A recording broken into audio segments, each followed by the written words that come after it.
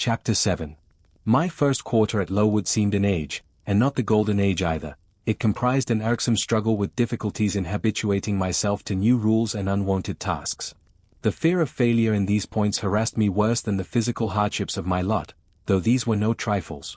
During January, February, and part of March, the deep snows, and, after their melting, the almost impassable roads, prevented our stirring beyond the garden walls, except to go to church, but within these limits we had to pass an hour every day in the open air. Our clothing was insufficient to protect us from the severe cold. We had no boots, the snow got into our shoes and melted there, our ungloved hands became numbed and covered with chilblains, as were our feet.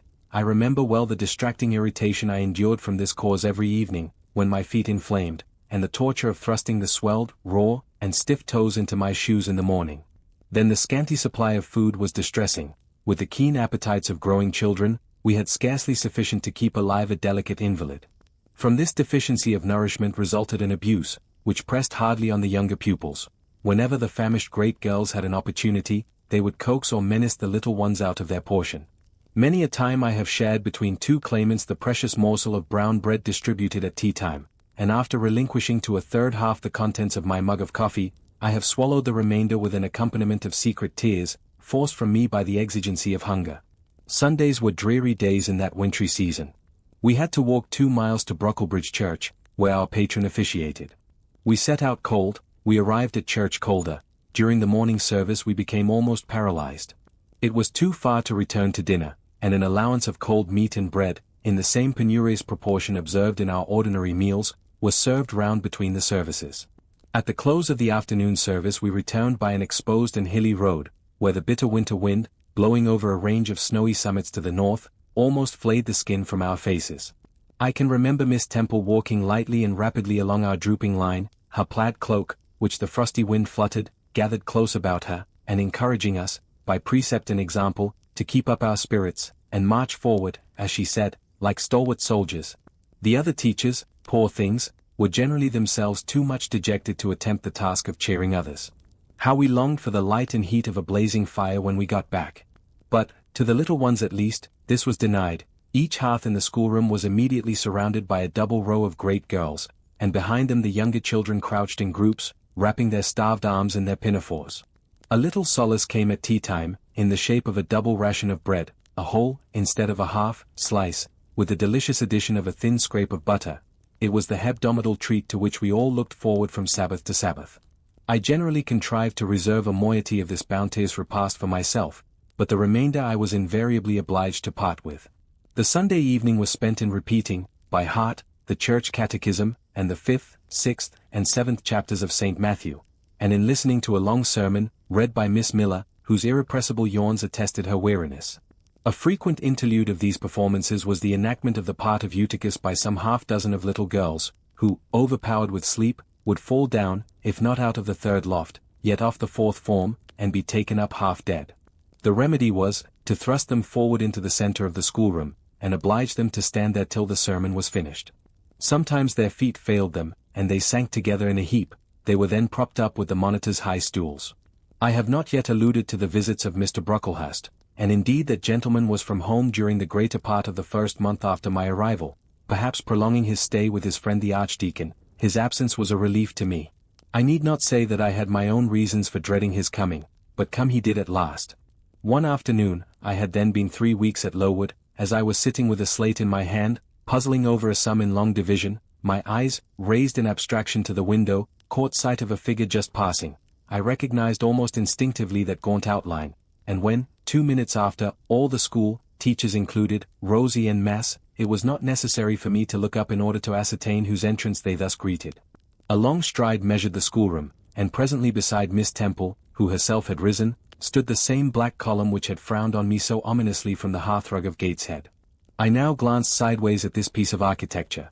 Yes, I was right, it was Mr. Brocklehurst, buttoned up in a surtout, and looking longer, narrower, and more rigid than ever. I had my own reasons for being dismayed at this apparition.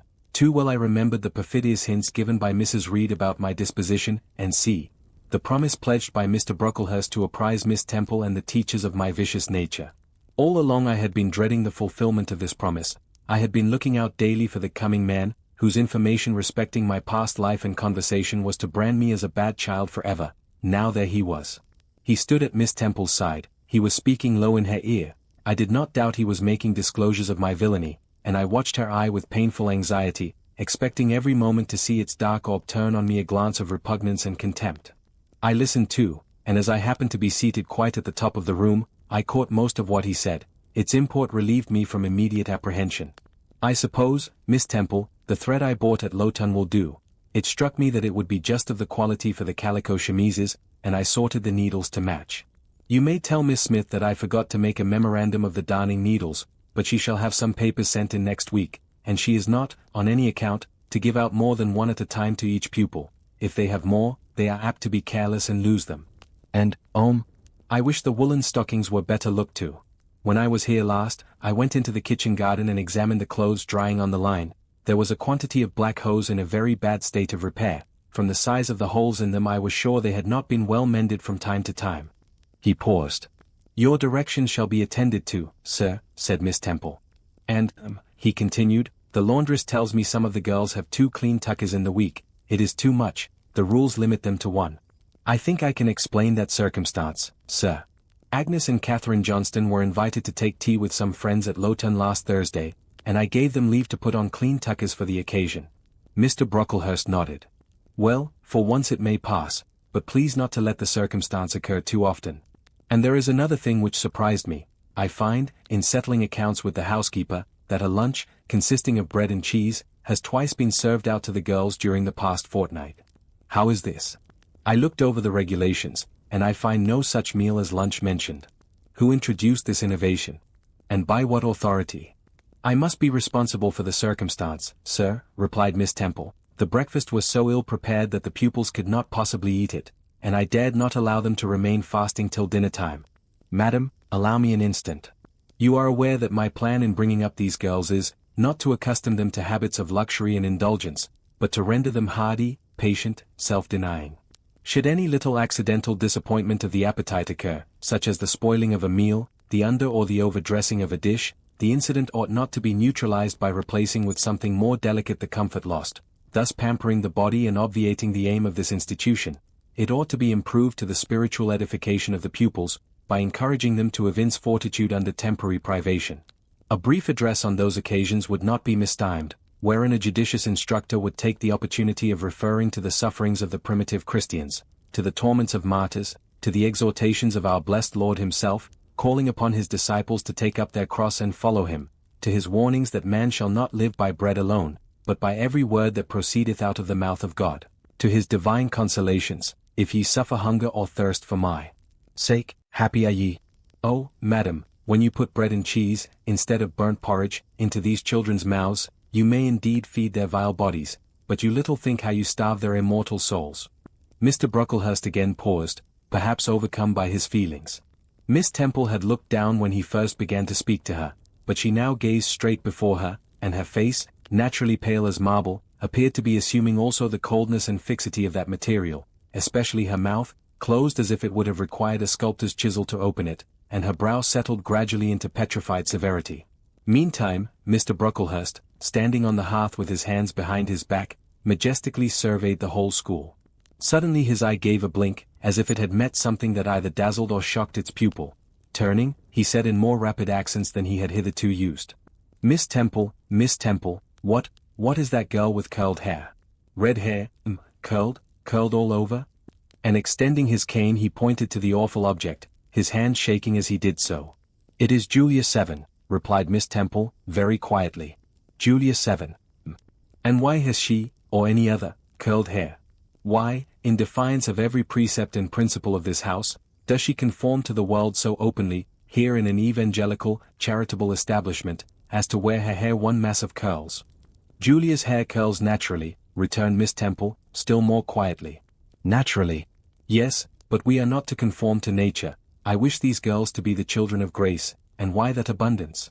I have again and again intimated that I desire the hair to be arranged closely, modestly, plainly. Miss Temple, that girl's hair must be cut off entirely. I will send a barber tomorrow, and I see others who have far too much of the excrescence. That tall girl, tell her to turn round." Tell all the first form to rise up and direct their faces to the wall. Miss Temple passed a handkerchief over her lips, as if to smooth away the involuntary smile that curled them. She gave the order, however, and when the first class could take in what was required of them, they obeyed. Leaning a little back on my bench, I could see the looks and grimaces with which they commented on this maneuver. It was a pity Mr. Brocklehurst could not see them too. He would perhaps have felt that, whatever he might do with the outside of the cup and platter, the inside was further beyond his interference than he imagined. He scrutinized the reverse of these living medals some 5 minutes, then pronounced sentence. These words fell like the knell of doom. All those topknots must be cut off. Miss Temple seemed to remonstrate. Madam, he pursued, I have a master to serve whose kingdom is not of this world. My mission is to mortify in these girls the lusts of the flesh, to teach them to clothe themselves with shamefacedness and sobriety, not with braided hair and costly apparel. And each of the young persons before us has a string of hair twisted in plaits which vanity itself might have woven. These, I repeat, must be cut off. Think of the time wasted, of. Mr. Brocklehurst was here interrupted. 3 other visitors, ladies, now entered the room. They ought to have come a little sooner to have heard his lecture on dress, for they were splendidly attired in velvet, silk, and furs. The 2 younger of the trio, fine girls of 16 and 17, had grey beaver hats, then in fashion, shaded with ostrich plumes, and from under the brim of this graceful headdress fell a profusion of light tresses, elaborately curled. The elder lady was enveloped in a costly velvet shawl, trimmed with ermine, and she wore a false front of French curls. These ladies were deferentially received by Miss Temple, as Mrs. and the Misses Brocklehurst, and conducted to seats of honor at the top of the room. It seems they had come in the carriage with their reverend relative, and had been conducting a rummaging scrutiny of the room upstairs, while he transacted business with the housekeeper, questioned the laundress, and lectured the superintendent.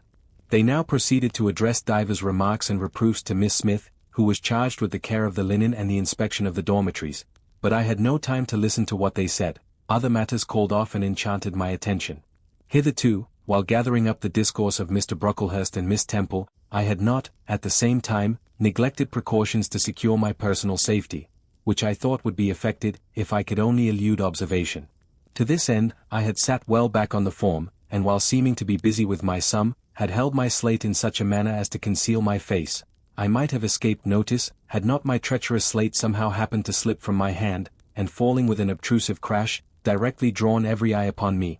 I knew it was all over now, and, as I stooped to pick up the 2 fragments of slate, I rallied my forces for the worst. It came. A careless girl, said Mr. Brocklehurst, and immediately after, it is the new pupil, I perceive. And before I could draw breath, I must not forget I have a word to say respecting her. Then aloud, how loud it seemed to me. Let the child who broke her slate come forward. Of my own accord I could not have stirred, I was paralyzed, but the 2 great girls who sit on each side of me, set me on my legs and pushed me towards the dread judge, and then Miss Temple gently assisted me to his very feet, and I caught her whispered counsel. Don't be afraid, Jane, I saw it was an accident, you shall not be punished. The kind whisper went to my heart like a dagger. Another minute, and she will despise me for a hypocrite, thought I, and an impulse of fury against Reed, Brocklehurst, and company bounded in my pulses at the conviction. I was no Helen Burns.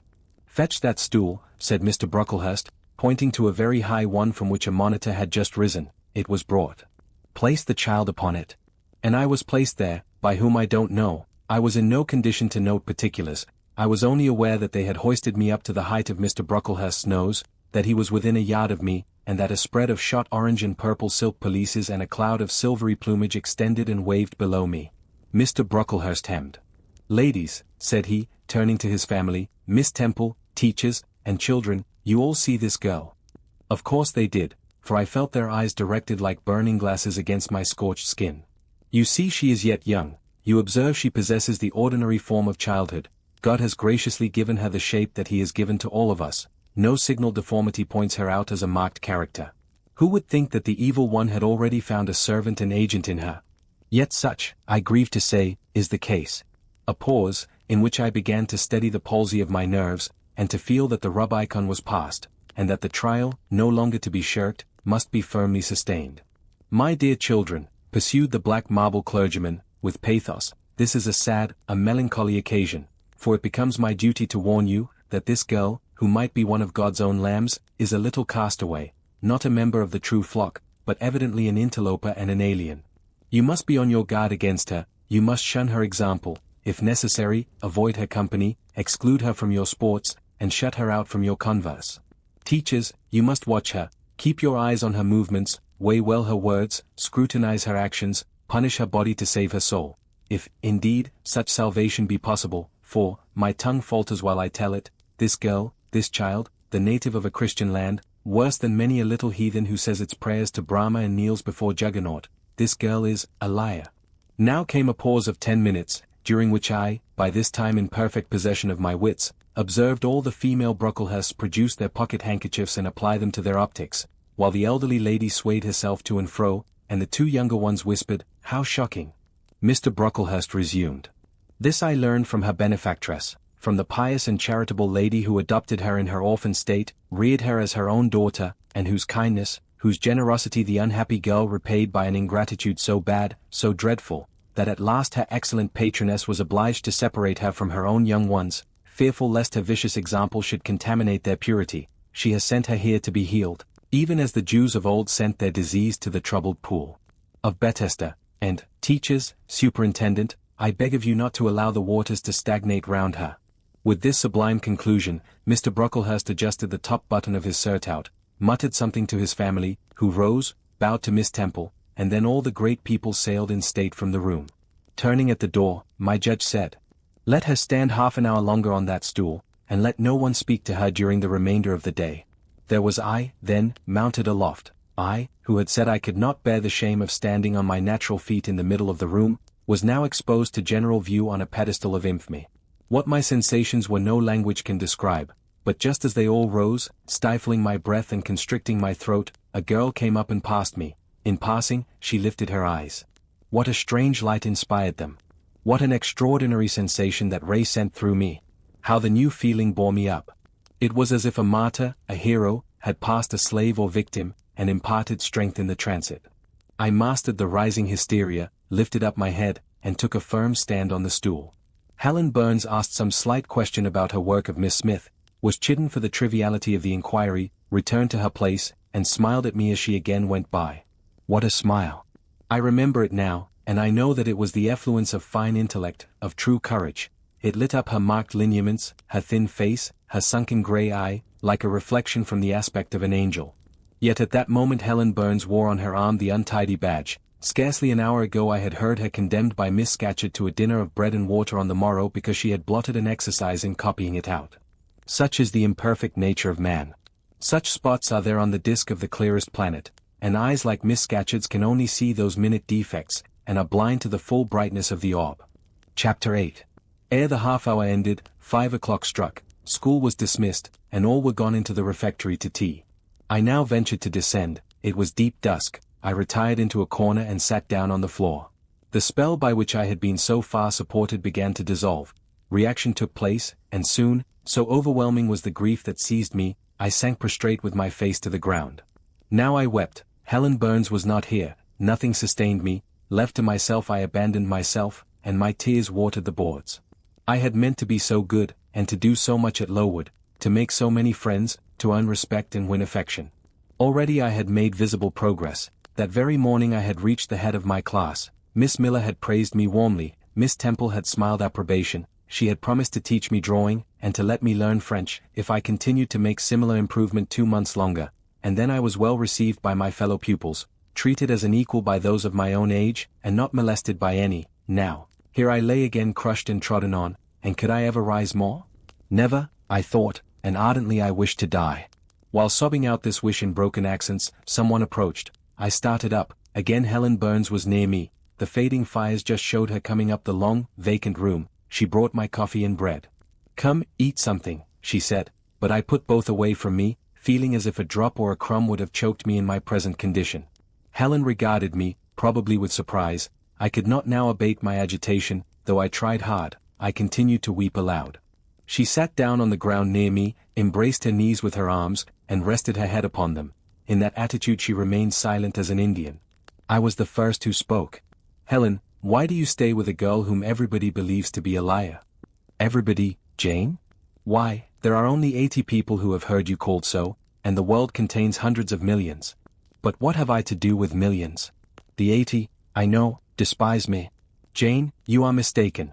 Probably not one in the school either despises or dislikes you. Many, I am sure, pity you much. How can they pity me after what Mr. Brocklehurst has said? Mr. Brocklehurst is not a god, nor is he even a great and admired man. He is little liked here. He never took steps to make himself liked. Had he treated you as an especial favorite, you would have found enemies, declared or covert, all around you. As it is, the greater number would offer you sympathy if they dared. Teachers and pupils may look coldly on you for a day or two, but friendly feelings are concealed in their hearts, and if you persevere in doing well, these feelings will ere long appear so much the more evidently for their temporary suppression. Besides, Jane, she paused. Well, Helen, said I, putting my hand into hers. She chafed my fingers gently to warm them, and went on. If all the world hated you, and believed you wicked, while your own conscience approved you, and absolved you from guilt, you would not be without friends. No, I know I should think well of myself, but that is not enough. If others don't love me I would rather die than live. I cannot bear to be solitary and hated, Helen.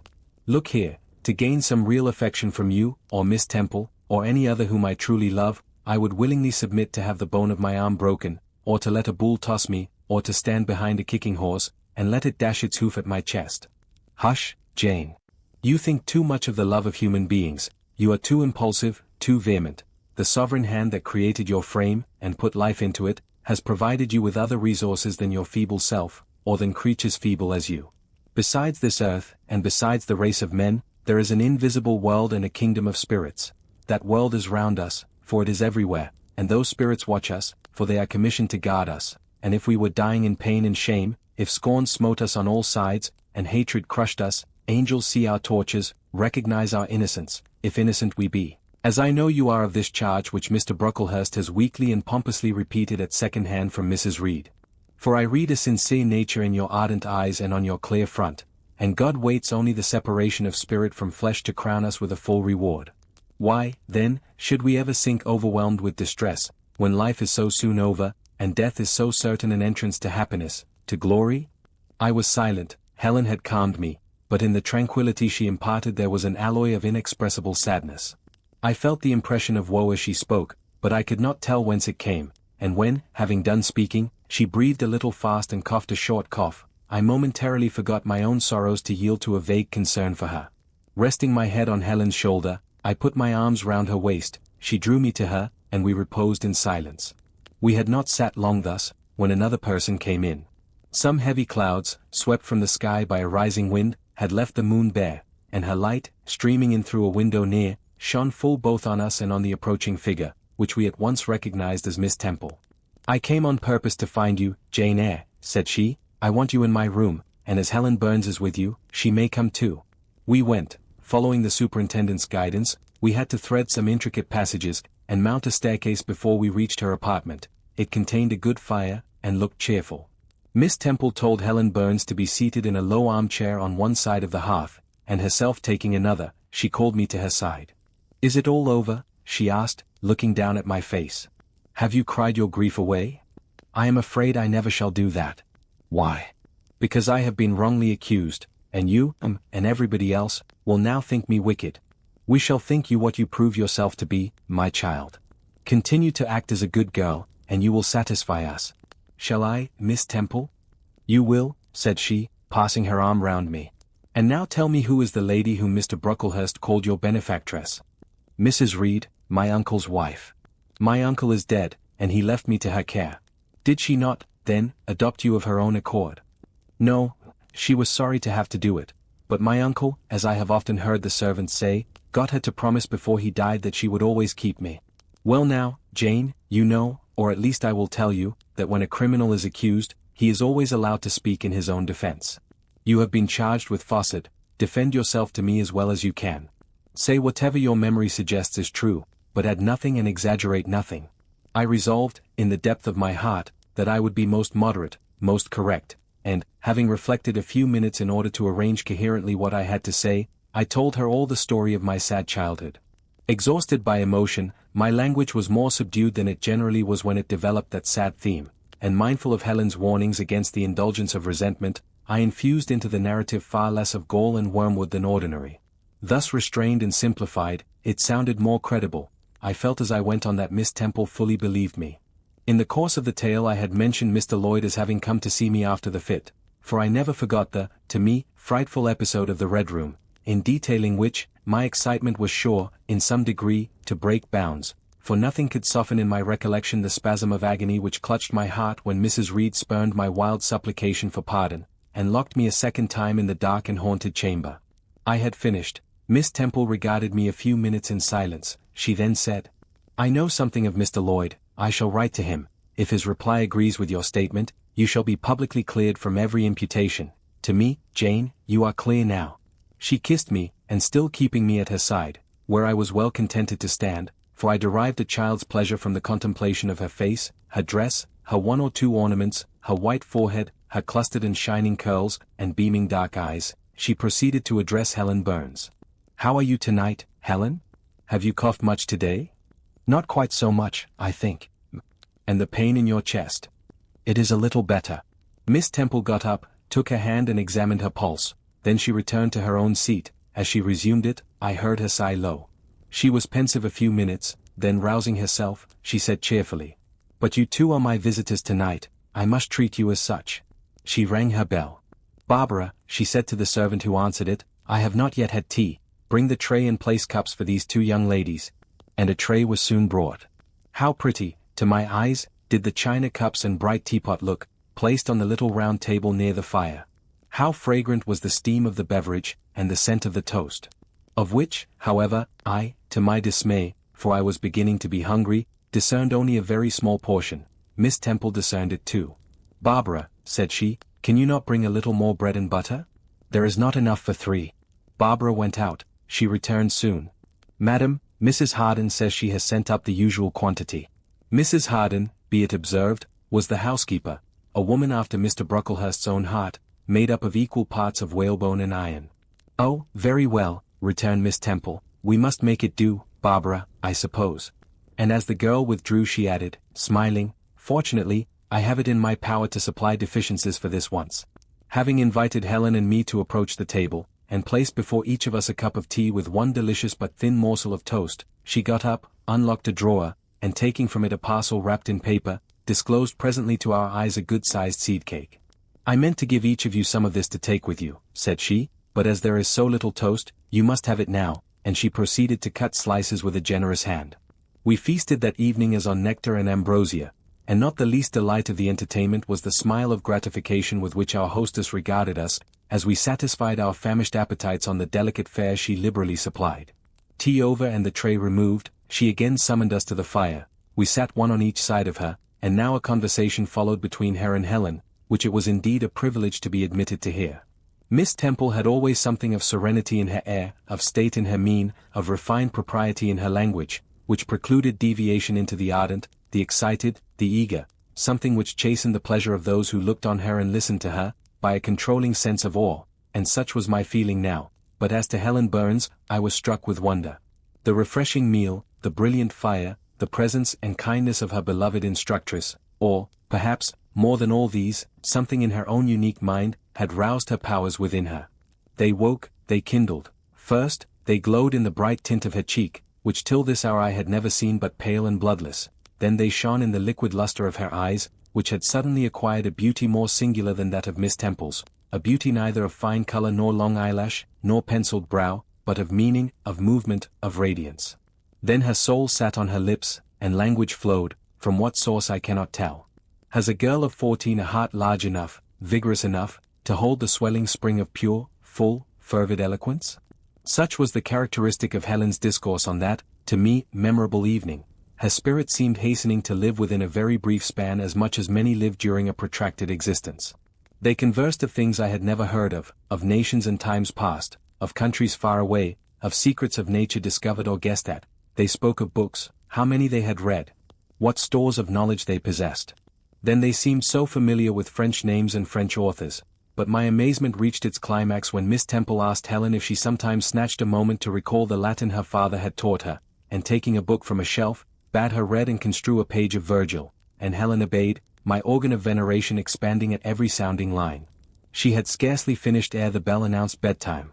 No delay could be admitted. Miss Temple embraced us both, saying, as she drew us to her heart, "God bless you, my children. Helen she held a little longer than me, she let her go more reluctantly. It was Helen her I followed to the door, it was for her she a second time breathed a sad sigh, for her she wiped a tear from her cheek. On reaching the bedroom, we heard the voice of Miss Scatcherd. She was examining drawers, she had just pulled out Helen Burns's, and when we entered Helen was greeted with a sharp reprimand, and told that tomorrow she should have half a dozen of untidily folded articles pinned to her shoulder. My things were indeed in shameful disorder, murmured Helen to me, in a low voice. I intended to have arranged them, but I forgot. Next morning, Miss Scatcherd wrote in conspicuous characters on a piece of pasteboard the word slattern, and bound it like a phylactery round Helen's large, mild, intelligent, and benign-looking forehead. She wore it till evening, patient, unresentful, regarding it as a deserved punishment.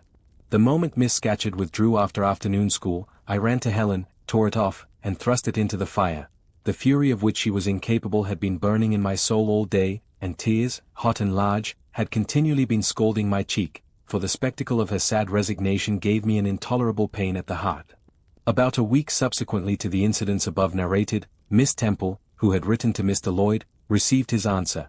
It appeared that what he said went to corroborate my account. Miss Temple, having assembled the whole school, announced that inquiry had been made into the charges alleged against Jane Eyre, and that she was most happy to be able to pronounce her completely cleared from every imputation. The teachers then shook hands with me and kissed me, and a murmur of pleasure ran through the ranks of my companions. Thus relieved of a grievous load, I from that hour set to work afresh, resolved to pioneer my way through every difficulty. I toiled hard, and my success was proportionate to my efforts. My memory, not naturally tenacious, improved with practice, exercise sharpened my wits. In a few weeks I was promoted to a higher class. In less than 2 months I was allowed to commence French in drawing. I learned the first 2 tenses of the verb être, and sketched my first cottage, whose walls, by the by, outrivaled in slope those of the Leaning Tower of Pisa, on the same day. That night, on going to bed, I forgot to prepare in imagination the Barmecide supper of hot roast potatoes, or white bread and new milk, with which I was wont to amuse my inward cravings. I feasted instead on the spectacle of ideal drawings, which I saw in the dark, all the work of my own hands, freely penciled houses and trees, picturesque rocks and ruins, quip-like groups of cattle, sweet paintings of butterflies hovering over unblown roses, of birds picking at ripe cherries, of wrens' nests, enclosing pearl-like eggs, wreathed about with young ivy sprays. I examined, too, in thought, the possibility of my ever being able to translate currently a certain little French story which Madame Perrault had that day shown me, nor was that problem solved to my satisfaction ere I fell sweetly asleep. Well has Solomon said, better is a dinner of herbs where love is, than a stalled ox and hatred therewith. I would not now have exchanged Lowood with all its privations for Gateshead and its daily luxuries. Chapter 9. But the privations, or rather the hardships, of Lowood lessened. Spring drew on, she was indeed already come, the frosts of winter had ceased, its snows were melted, its cutting winds ameliorated. My wretched feet, flayed and swollen to lameness by the sharp air of January, began to heal and subside under the gentler breathings of April. The nights and mornings no longer by their Canadian temperature froze the very blood in our veins.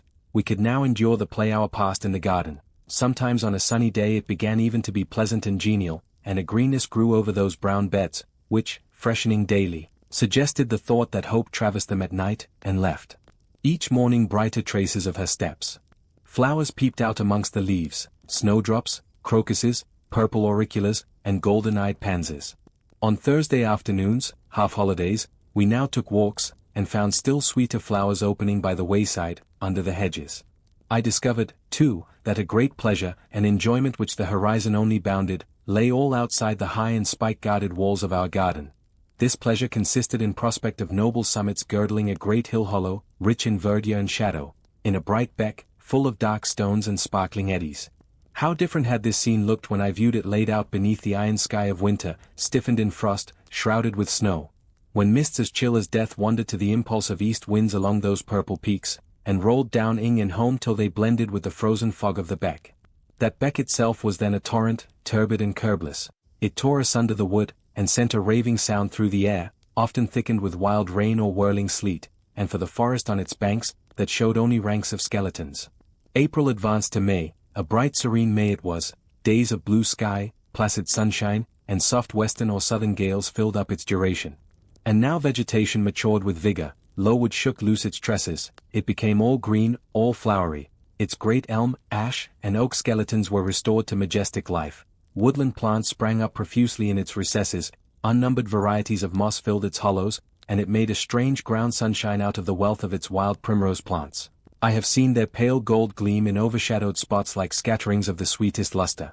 All this I enjoyed often and fully, free, unwatched, and almost alone. For this unwonted liberty and pleasure there was a cause, to which it now becomes my task to advert.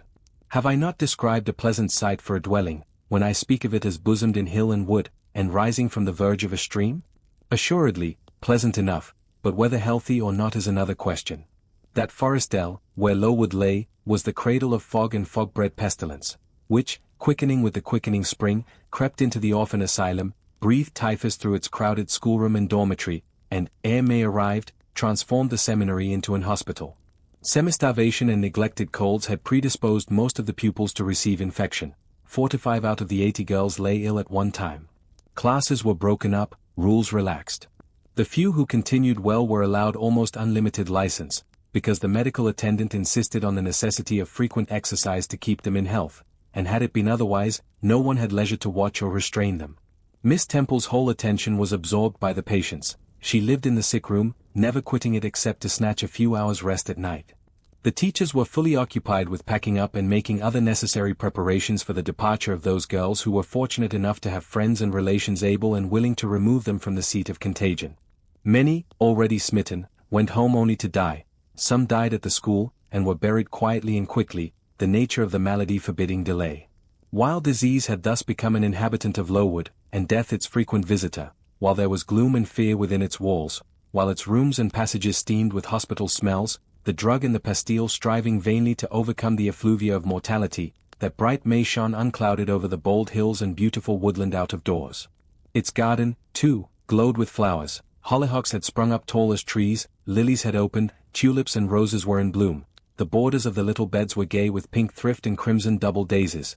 The sweetbriars gave out, morning and evening, their scent of spice and apples, and these fragrant treasures were all useless for most of the inmates of Lowood, except to furnish now and then a handful of herbs and blossoms to put in a coffin. But I, and the rest who continued well, enjoyed fully the beauties of the scene and season. They let us ramble in the wood, like gypsies, from morning till night. We did what we liked, went where we liked, we lived better too. Mr. Brocklehurst and his family never came near Lowood now. Household matters were not scrutinized into. The cross housekeeper was gone, driven away by the fear of infection. Her successor, who had been matron at the Lowton dispensary, unused to the ways of her new abode, provided with comparative liberality. Besides, there were fewer to feed, the sick could eat little, our breakfast basins were better filled. When there was no time to prepare a regular dinner, which often happened, she would give us a large piece of cold pie, or a thick slice of bread and cheese, and this we carried away with us to the wood, where we each chose the spot we liked best, and dined sumptuously. My favorite seat was a smooth and broad stone, rising white and dry from the very middle of the beck, and only to be got at by wading through the water, a feat I accomplished barefoot. The stone was just broad enough to accommodate, comfortably, another girl and me, at that time my chosen comrade, one Marian Wilson, a shrewd, observant personage, whose society I took pleasure in, partly because she was witty and original, and partly because she had a manner which set me at my ease. Some years older than I, she knew more of the world, and could tell me many things I liked to hear. With her my curiosity found gratification. To my faults also she gave ample indulgence, never imposing curb or rein on anything I said. She had a turn for narrative, I for analysis. She liked to inform, I to question. So we got on swimmingly together, deriving much entertainment, if not much improvement, from our mutual intercourse. And where, meantime, was Helen Burns? Why did I not spend these sweet days of liberty with her? Had I forgotten her? Or was I so worthless as to have grown tired of her pure society? Surely the Marian Wilson I have mentioned was inferior to my first acquaintance. She could only tell me amusing stories, and reciprocate any racy and pungent gossip I chose to indulge in. While, if I have spoken truth of Helen, she was qualified to give those who enjoyed the privilege of her converse a taste of far higher things. True, reader, and I knew and felt this, and though I am a defective being, with many faults and few redeeming points, yet I never tired of Helen Burns, nor ever ceased to cherish for her a sentiment of attachment, as strong, tender, and respectful as any that ever animated my heart.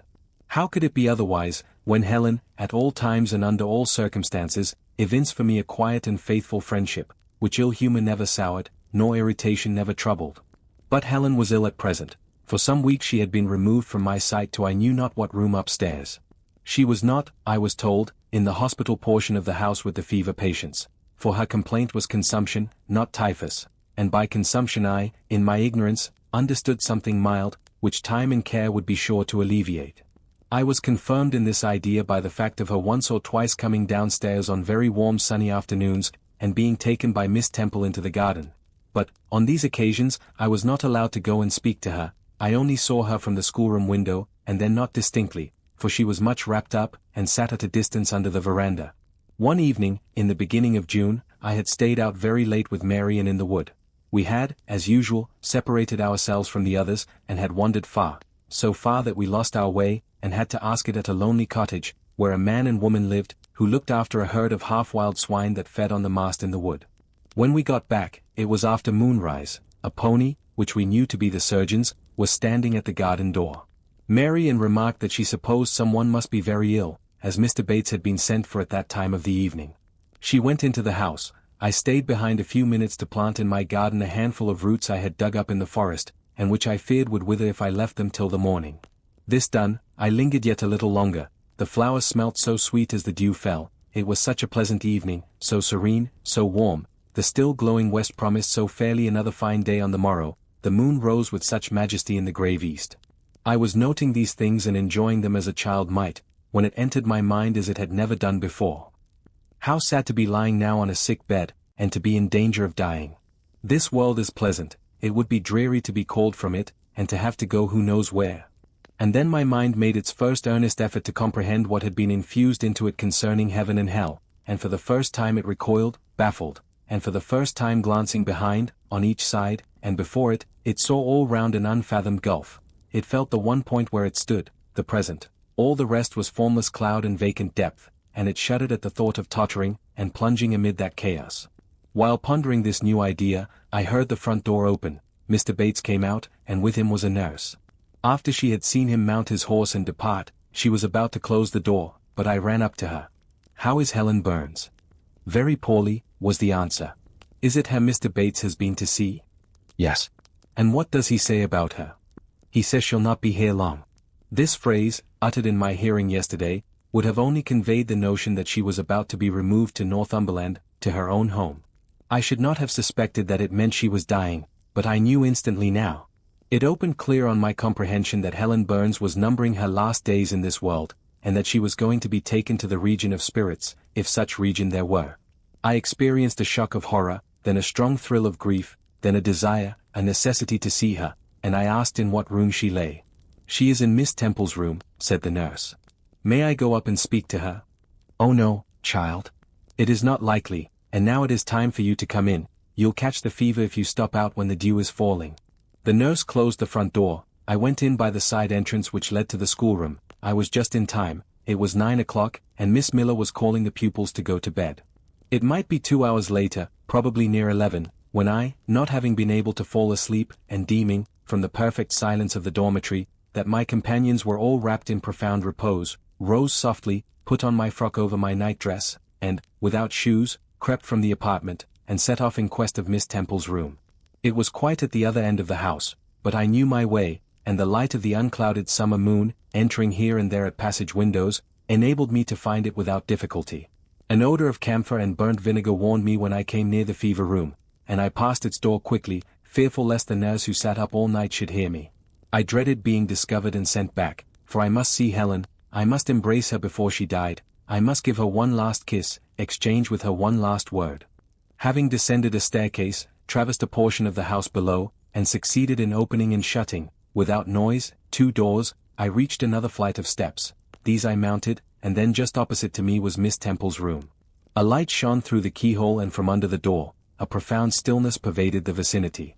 Coming near, I found the door slightly ajar, probably to admit some fresh air into the close abode of sickness. Indisposed to hesitate, and full of impatient impulses, soul and senses quivering with keen throes, I put it back and looked in. My eyes sought Helen, and feared to find death. Close by Miss Temple's bed, and half covered with its white curtains, there stood a little crib. I saw the outline of a form under the clothes, but the face was hid by the hangings. The nurse I had spoken to in the garden sat in an easy chair asleep, an unsnuffed candle burnt dimly on the table. Miss Temple was not to be seen. I knew afterwards that she had been called to a delirious patient in the fever room. I advanced, then paused by the crib side. My hand was on the curtain, but I preferred speaking before I withdrew it. I still recoiled at the dread of seeing a corpse. "Helen," I whispered softly, "are you awake?" She stirred herself, put back the curtain, and I saw her face, pale, wasted, but quite composed. She looked so little changed that my fear was instantly dissipated. "Can it be you, Jane?" she asked, in her own gentle voice. "Oh? I thought, she is not going to die, they are mistaken." She could not speak and look so calmly if she were. I got onto her crib and kissed her. Her forehead was cold, and her cheek both cold and thin, and so were her hand and wrist, but she smiled as of old. "Why are you come here, Jane?" "It is past 11 o'clock, I heard it strike some minutes since." "I came to see you, Helen. I heard you were very ill, and I could not sleep till I had spoken to you." "You came to bid me goodbye, then? You are just in time probably. Are you going somewhere, Helen? Are you going home?" "Yes, to my long home, my last home." "No, no, Helen." I stopped, distressed. While I tried to devour my tears, a fit of coughing seized Helen. It did not, however, wake the nurse. When it was over, she lay some minutes exhausted, then she whispered, "Jane, your little feet are bare, lie down and cover yourself with my quilt." I did so. She put her arm over me, and I nestled close to her. After a long silence, she resumed, still whispering, "I am very happy, Jane, and when you hear that I am dead, you must be sure and not grieve. There is nothing to grieve about. We all must die one day, and the illness which is removing me is not painful, it is gentle and gradual. My mind is at rest. I leave no one to regret me much. I have only a father, and he is lately married, and will not miss me. By dying young, I shall escape great sufferings. I had not qualities or talents to make my way very well in the world. I should have been continually at fault. But where are you going to, Helen? Can you see? Do you know? I believe, I have faith, I am going to God. Where is God? What is God? My Maker and yours, who will never destroy what he created. I rely implicitly on his power, and confide wholly in his goodness. I count the hours till that eventful one arrives which shall restore me to him, reveal him to me. You are sure, then, Helen, that there is such a place as heaven, and that our souls can get to it when we die? I am sure there is a future state. I believe God is good. I can resign my immortal part to him without any misgiving. God is my Father, God is my friend, I love him, I believe he loves me. And shall I see you again, Helen, when I die? You will come to the same region of happiness, be received by the same mighty, universal parent, no doubt, dear Jane. Again I questioned, but this time only in thought. Where is that region? Does it exist? And I clasped my arms closer round Helen. She seemed dearer to me than ever. I felt as if I could not let her go. I lay with my face hidden on her neck. Presently she said, in the sweetest tone, "How comfortable I am. That last fit of coughing has tired me a little. I feel as if I could sleep. But don't leave me, Jane. I like to have you near me. I'll stay with you, dear Helen. No one shall take me away. Are you warm, darling?" "Yes." "Good night, Jane." "Good night, Helen." She kissed me, and I her, and we both soon slumbered. When I awoke it was day. An unusual movement roused me. I looked up. I was in somebody's arms. The nurse held me. She was carrying me through the passage back to the dormitory. I was not reprimanded for leaving my bed. People had something else to think about. No explanation was afforded then to my many questions. But a day or two afterwards I learned that Miss Temple, on returning to her own room at dawn, had found me laid in the little crib, my face against Helen Burns's shoulder, my arms round her neck. I was asleep, and Helen was dead. Her grave is in Brocklehurst churchyard. For 15 years after her death it was only covered by a grassy mound, but now a grey marble tablet marks the spot, inscribed with her name and the word Resurgam. Chapter 10. Hitherto I have recorded in detail the events of my insignificant existence. To the first 10 years of my life I have given almost as many chapters.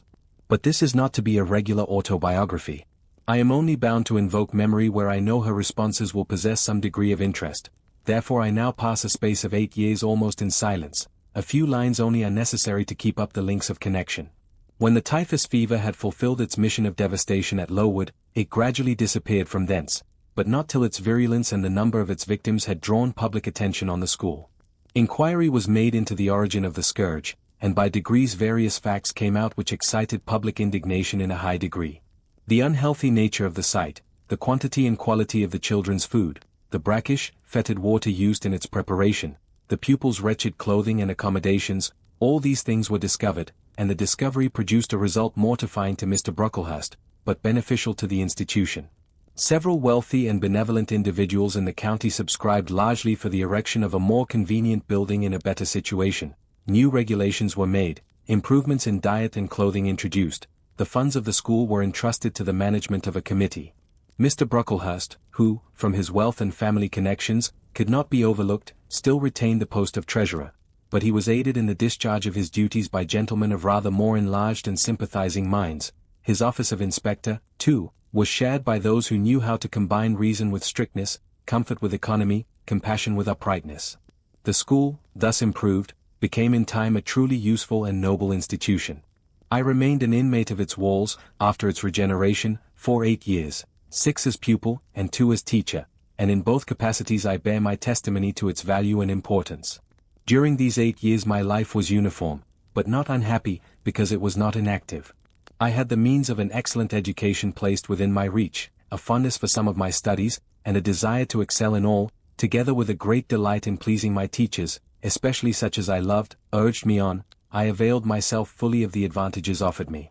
In time I rose to be the first girl of the first class, then I was invested with the office of teacher, which I discharged with zeal for 2 years, but at the end of that time I altered.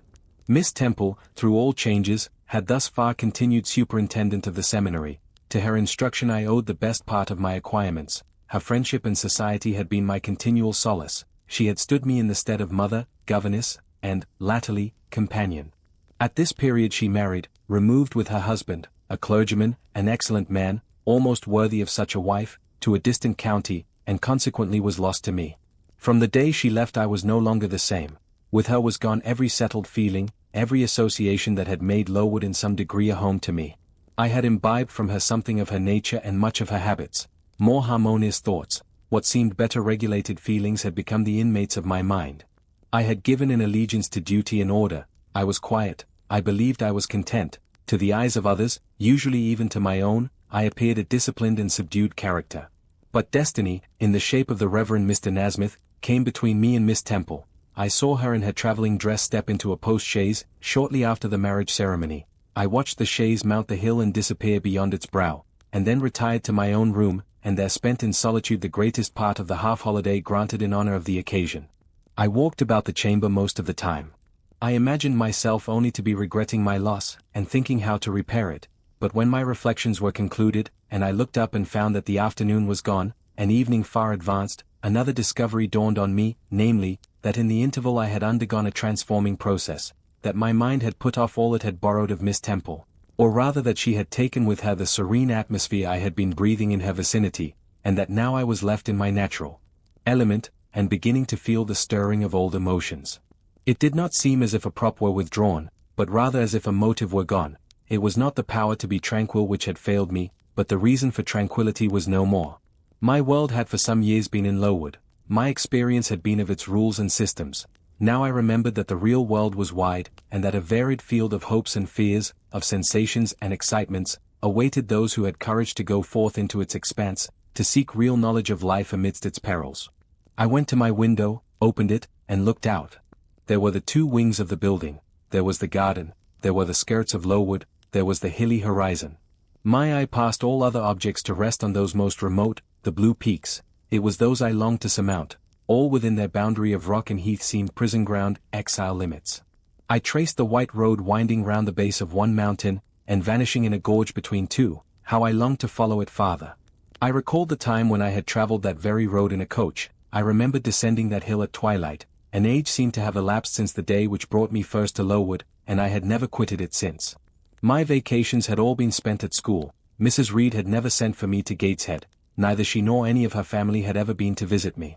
I had had no communication by letter or message with the outer world. School rules, school duties, school habits and notions, and voices, and faces, and phrases, and costumes, and preferences, and antipathies, such was what I knew of existence.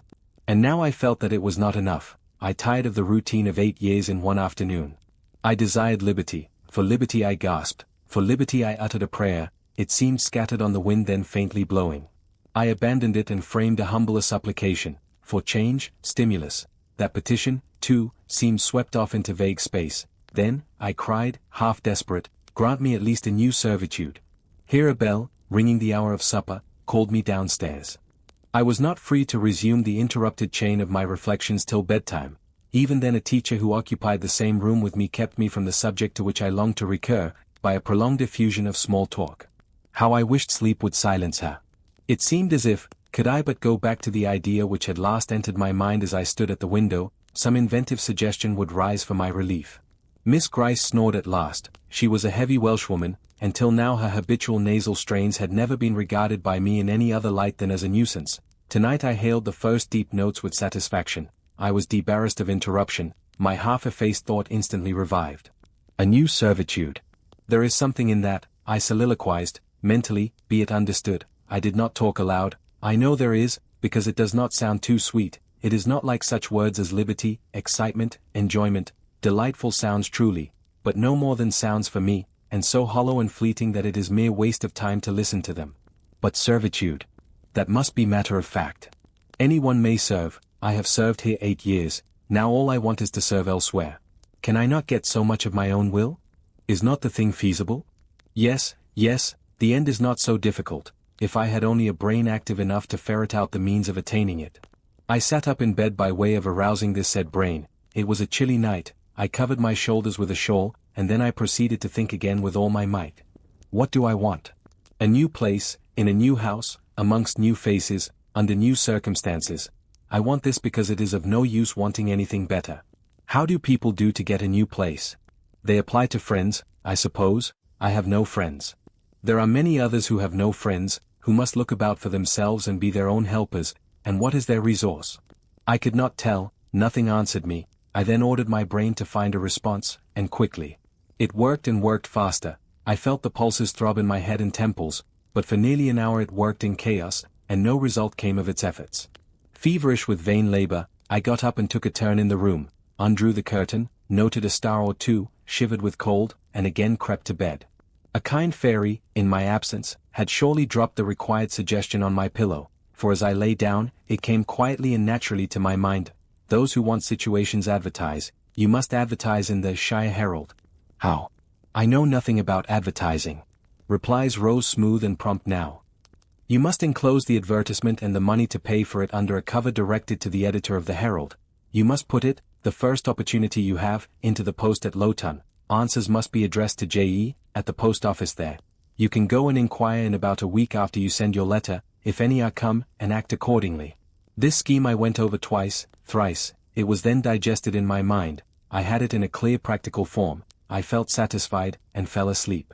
With earliest day, I was up. I had my advertisement written, enclosed, and directed before the bell rang to rouse the school. It ran thus.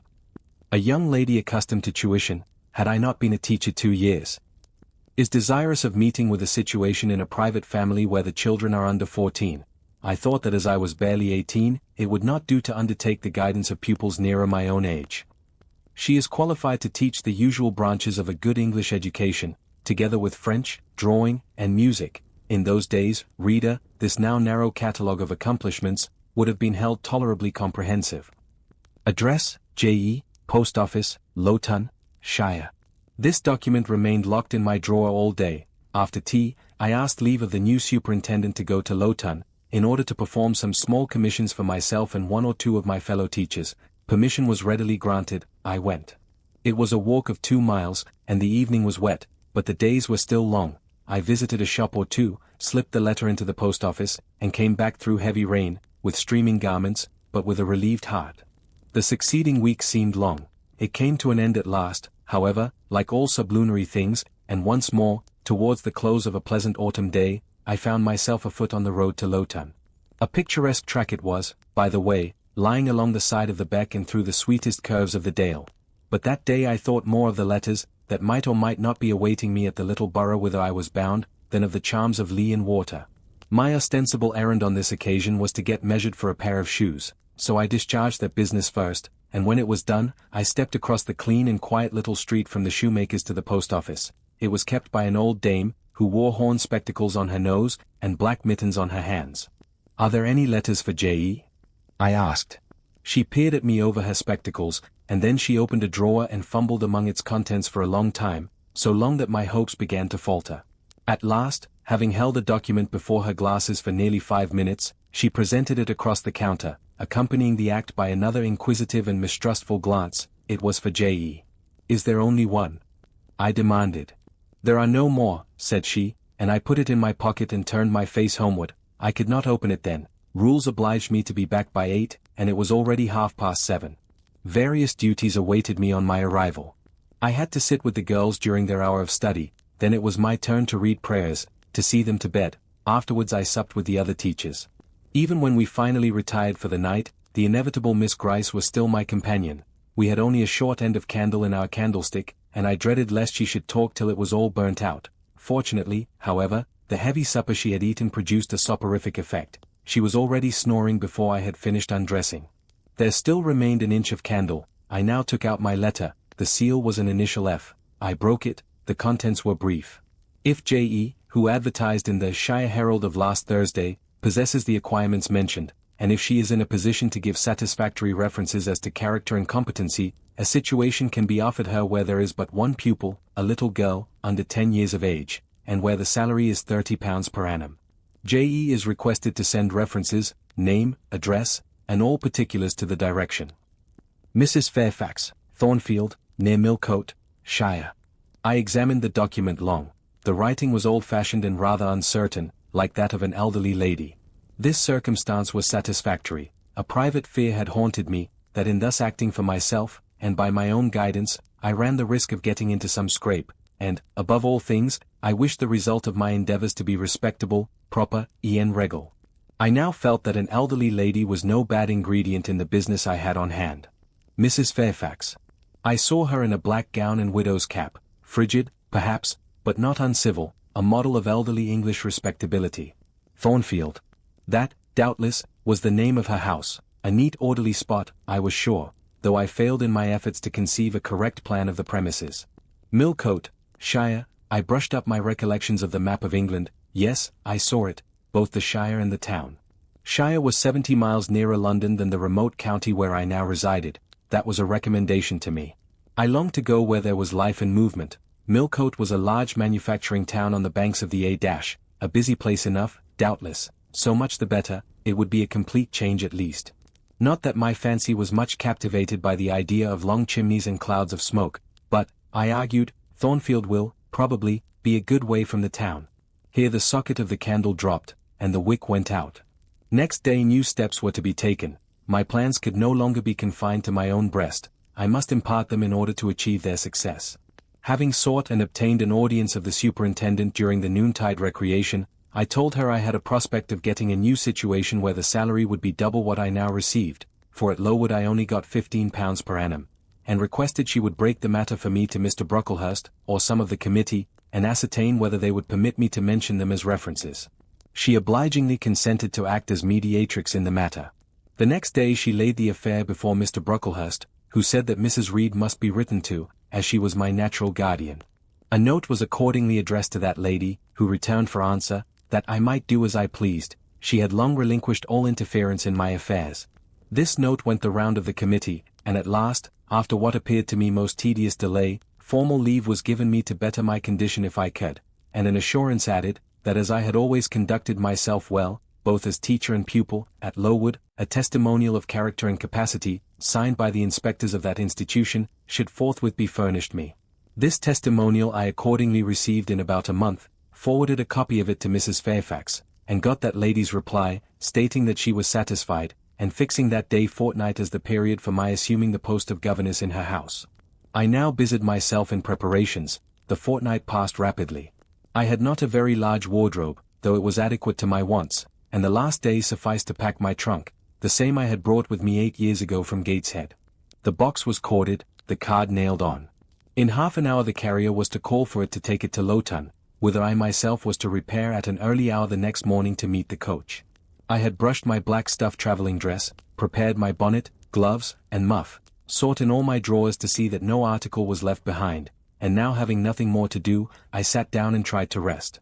I could not, though I had been on foot all day, I could not now repose an instant. I was too much excited. A phase of my life was closing tonight, a new one opening tomorrow. Impossible to slumber in the interval, I must watch feverishly while the change was being accomplished.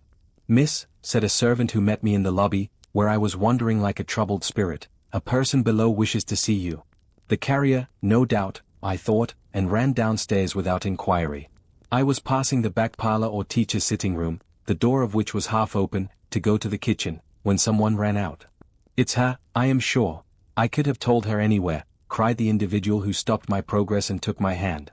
I looked. I saw a woman attired like a well-dressed servant, matronly, yet still young, very good-looking, with black hair and eyes, and lively complexion.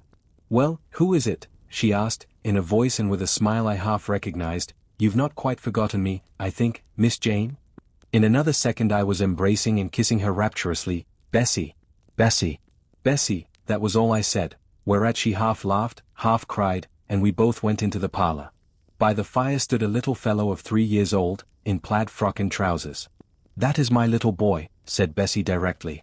"Then you are married, Bessie?"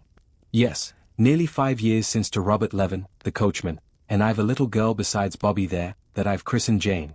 "And you don't live at Gateshead?" "I live at the lodge, the old porter has left." "Well, and how do they all get on?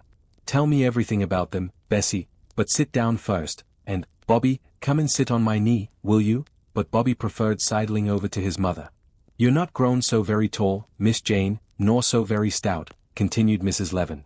"I dare say they've not kept you too well at school. Miss Reed is the head and shoulders taller than you are, and Miss Georgiana would make 2 of you in breadth. Georgiana is handsome, I suppose, Bessie?" "Very. She went up to London last winter with her mamma, and there everybody admired her, and a young lord fell in love with her, but his relations were against the match, and, what do you think?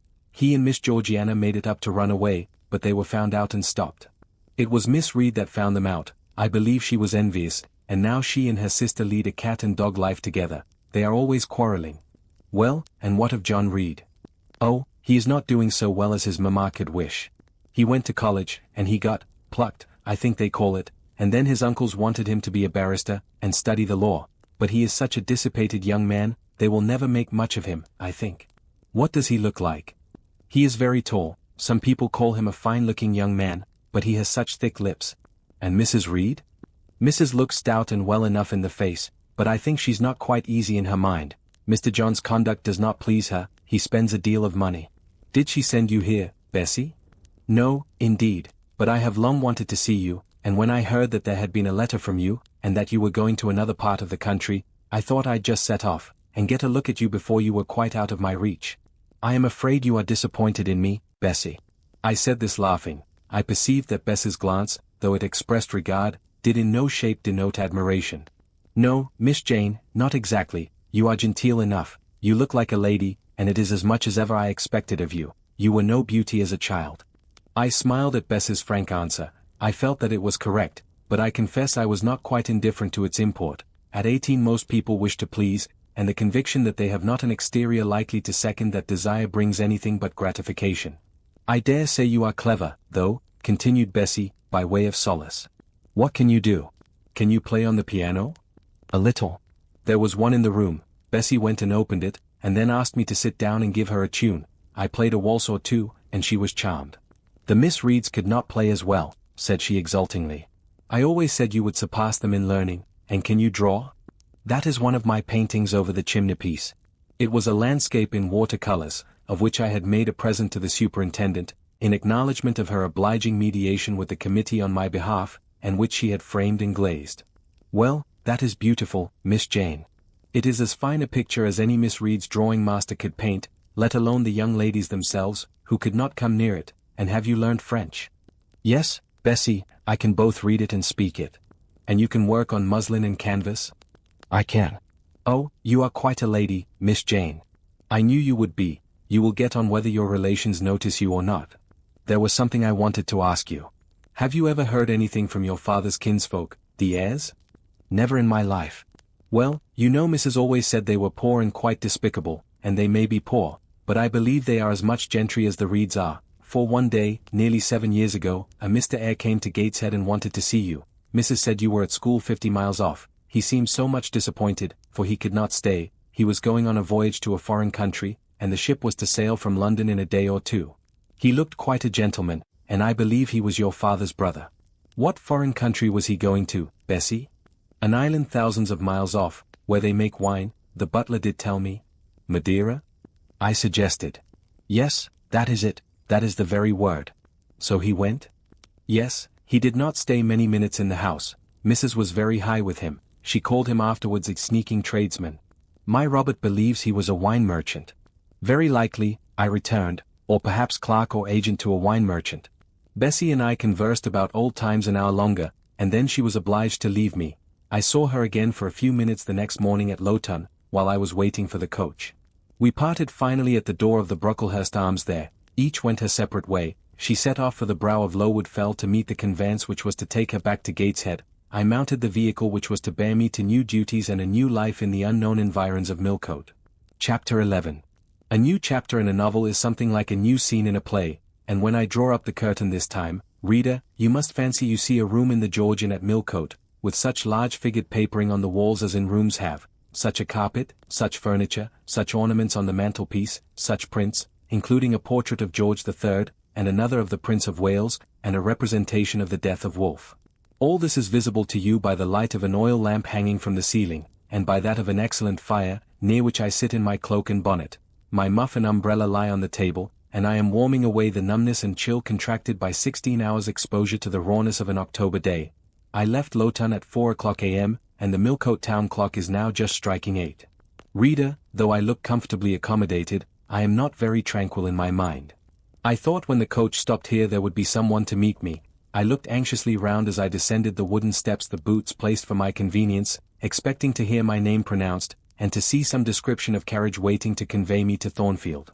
Nothing of the sort was visible, and when I asked a waiter if anyone had been to inquire after a Miss Eyre, I was answered in the negative, so I had no resource but to request to be shown into a private room, and here I am waiting, while all sorts of doubts and fears are troubling my thoughts.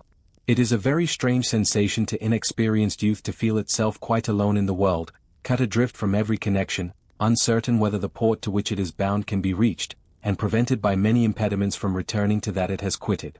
The charm of adventure sweetens that sensation, the glow of pride warms it, but then the throb of fear disturbs it, and fear with me became predominant when half an hour elapsed and still I was alone. I bethought myself to ring the bell. Is there a place in this neighborhood called Thornfield? I asked of the waiter who answered the summons. Thornfield? I don't know, I'll inquire at the bar. He vanished, but reappeared instantly. Is your name Eyre, miss? Yes. Person here waiting for you. I jumped up, took my muff and umbrella, and hastened into the inn passage. A man was standing by the open door, and in the lamplit street I dimly saw a one-horse conveyance. This will be your luggage, I suppose, said the man rather abruptly when he saw me, pointing to my trunk in the passage. Yes. He hoisted it onto the vehicle, which was a sort of car, and then I got in. Before he shut me up, I asked him how far it was to Thornfield. A matter of 6 miles. How long shall we be before we get there? Happen an hour and a half. He fastened the car door, climbed to his own seat outside, and we set off. Our progress was leisurely, and gave me ample time to reflect. I was content to be at length so near the end of my journey, and as I leaned back in the comfortable though not elegant conveyance, I meditated much at my ease. I suppose, thought I, judging from the plainness of the servant and carriage, Mrs. Fairfax is not a very dashing person. So much the better. I never lived amongst fine people but once, and I was very miserable with them. I wonder if she lives alone except this little girl. If so, and if she is in any degree amiable, I shall surely be able to get on with her. I will do my best. It is a pity that doing one's best does not always answer. At Lowood, indeed, I took that resolution, kept it, and succeeded in pleasing. But with Mrs. Reed, I remember my best was always spurned with scorn. I pray God Mrs. Fairfax may not turn out a second Mrs. Reed, but if she does, I am not bound to stay with her. Let the worst come to the worst, I can advertise again. How far are we on our road now, I wonder? I let down the window and looked out. Millcote was behind us. Judging by the number of its lights, it seemed a place of considerable magnitude, much larger than Lowton. We were now, as far as I could see, on a sort of common, but there were houses scattered all over the district. I felt we were in a different region to Lowood, more populous, less picturesque, more stirring, less romantic. The roads were heavy, the night misty. My conductor let his horse walk all the way, and the hour and a half extended, I verily believe, to 2 hours, At last he turned in his seat and said, "You're noan so far fro Thornfield now." Again I looked out. We were passing a church. I saw its low broad tower against the sky, and its bell was tolling a quarter. I saw a narrow galaxy of lights too, on a hillside, marking a village or hamlet. About 10 minutes after, the driver got down and opened a pair of gates. We passed through, and they clashed to behind us. We now slowly ascended a drive, and came upon the long front of a house. Candlelight gleamed from one curtained bow window, all the rest were dark. The car stopped at the front door. It was opened by a maidservant. I alighted and went in. "Will you walk this way?" said the girl, and I followed her across a square hall with high doors all round. She ushered me into a room whose double illumination of fire and candle at first dazzled me, contrasting as it did with the darkness to which my eyes had been for 2 hours inured. When I could see, however, a cozy and agreeable picture presented itself to my view. A snug small room, a round table by a cheerful fire, an armchair high-backed and old-fashioned, wherein sat the neatest imaginable little elderly lady, in widow's cap, black silk gown, and snowy muslin apron, exactly like what I had fancied Mrs. Fairfax, only less stately and milder looking. She was occupied in knitting. A large cat sat demurely at her feet. Nothing in short was wanting to complete the beau ideal of domestic comfort. A more reassuring introduction for a new governess could scarcely be conceived. There was no grandeur to overwhelm, no stateliness to embarrass. And then, as I entered, the old lady got up and promptly and kindly came forward to meet me. "How do you do, my dear? I am afraid you have had a tedious ride. John drives so slowly. You must be cold. Come to the fire." "Mrs. Fairfax, I suppose?" said I. "Yes, you are right. Do sit down." She conducted me to her own chair, and then began to remove my shawl and untie my bonnet strings. I begged she would not give herself so much trouble. "Oh, it is no trouble. I dare say your own hands are almost numbed with cold. Leah, make a little hot negus and cut a sandwich or two. Here are the keys of the storeroom." And she produced from her pocket a most housewifely bunch of keys, and delivered them to the servant. "Now, then, draw nearer to the fire," she continued. "You've brought your luggage with you, haven't you, my dear?" "Yes." "I'll see it carried into your room," she said, and bustled out. She treats me like a visitor, thought I. I little expected such a reception. I anticipated only coldness and stiffness. This is not like what I have heard of the treatment of governesses, but I must not exult too soon. She returned, with her own hands cleared her knitting apparatus and a book or two from the table, to make room for the tray which Leah now brought, and then herself handed me the refreshments. I felt rather confused at being the object of more attention than I had ever before received, and, that too, shown by my employer and superior, but as she did not herself seem to consider she was doing anything out of her place, I thought it better to take her civilities quietly. "Shall I have the pleasure of seeing Miss Fairfax tonight?" I asked, when I had partaken of what she offered me. "What did you say, my dear?" "I am a little deaf," returned the good lady, approaching her ear to my mouth. I repeated the question more distinctly. "Miss Fairfax? Oh, you mean Miss Varens. Varens is the name of your future pupil." "Indeed. Then she is not your daughter?" "No, I have no family." I should have followed up my first inquiry, by asking in what way Miss Varens was connected with her, but I recollected it was not polite to ask too many questions. Besides, I was sure to hear in time. "I am so glad," she continued, as she sat down opposite to me, and took the cat on her knee, "I am so glad you are come. It will be quite pleasant living here now with a companion." To be sure it is pleasant at any time, for Thornfield is a fine old hall, rather neglected of late years perhaps, but still it is a respectable place, yet you know in winter-time one feels dreary quite alone in the best quarters. I say alone. Leah is a nice girl to be sure, and John and his wife are very decent people, but then you see they are only servants, and one can't converse with them on terms of equality. One must keep them at due distance, for fear of losing one's authority. I'm sure last winter, it was a very severe one, if you recollect, and when it did not snow, it rained and blew, not a creature but the butcher and postman came to the house, from November till February, and I really got quite melancholy with sitting night after night alone. I had Leah in to read to me sometimes, but I don't think the poor girl liked the task much, she felt it confining. In spring and summer one got on better, sunshine and long days make such a difference, and then, just at the commencement of this autumn, little Adela Varens came and her nurse. A child makes a house alive all at once, and now you are here I shall be quite gay. My heart really warmed to the worthy lady as I heard her talk, and I drew my chair a little nearer to her, and expressed my sincere wish that she might find my company as agreeable as she anticipated. "But I'll not keep you sitting up late tonight," said she. "It is on the stroke of 12 now, and you have been travelling all day, you must feel tired." If you have got your feet well warmed, I'll show you your bedroom. I've had the room next to mine prepared for you. It is only a small apartment, but I thought you would like it better than one of the large front chambers. To be sure they have finer furniture, but they are so dreary and solitary, I never sleep in them myself." I thanked her for her considerate choice, and as I really felt fatigued with my long journey, expressed my readiness to retire.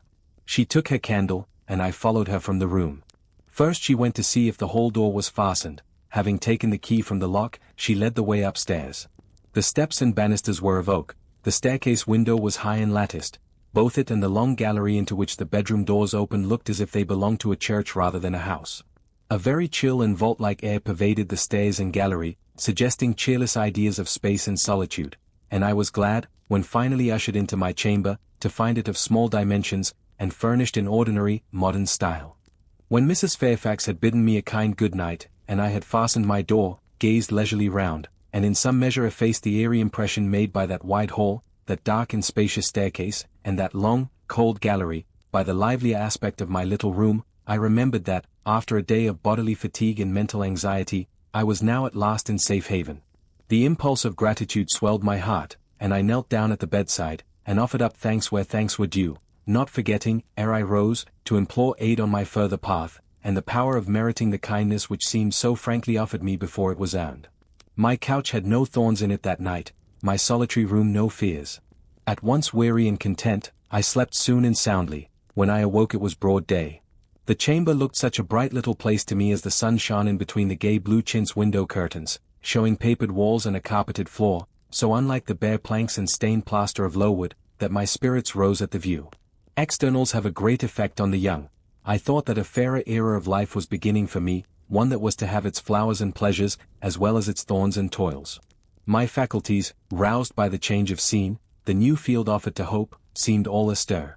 I cannot precisely define what they expected, but it was something pleasant, not perhaps that day or that month, but at an indefinite future period.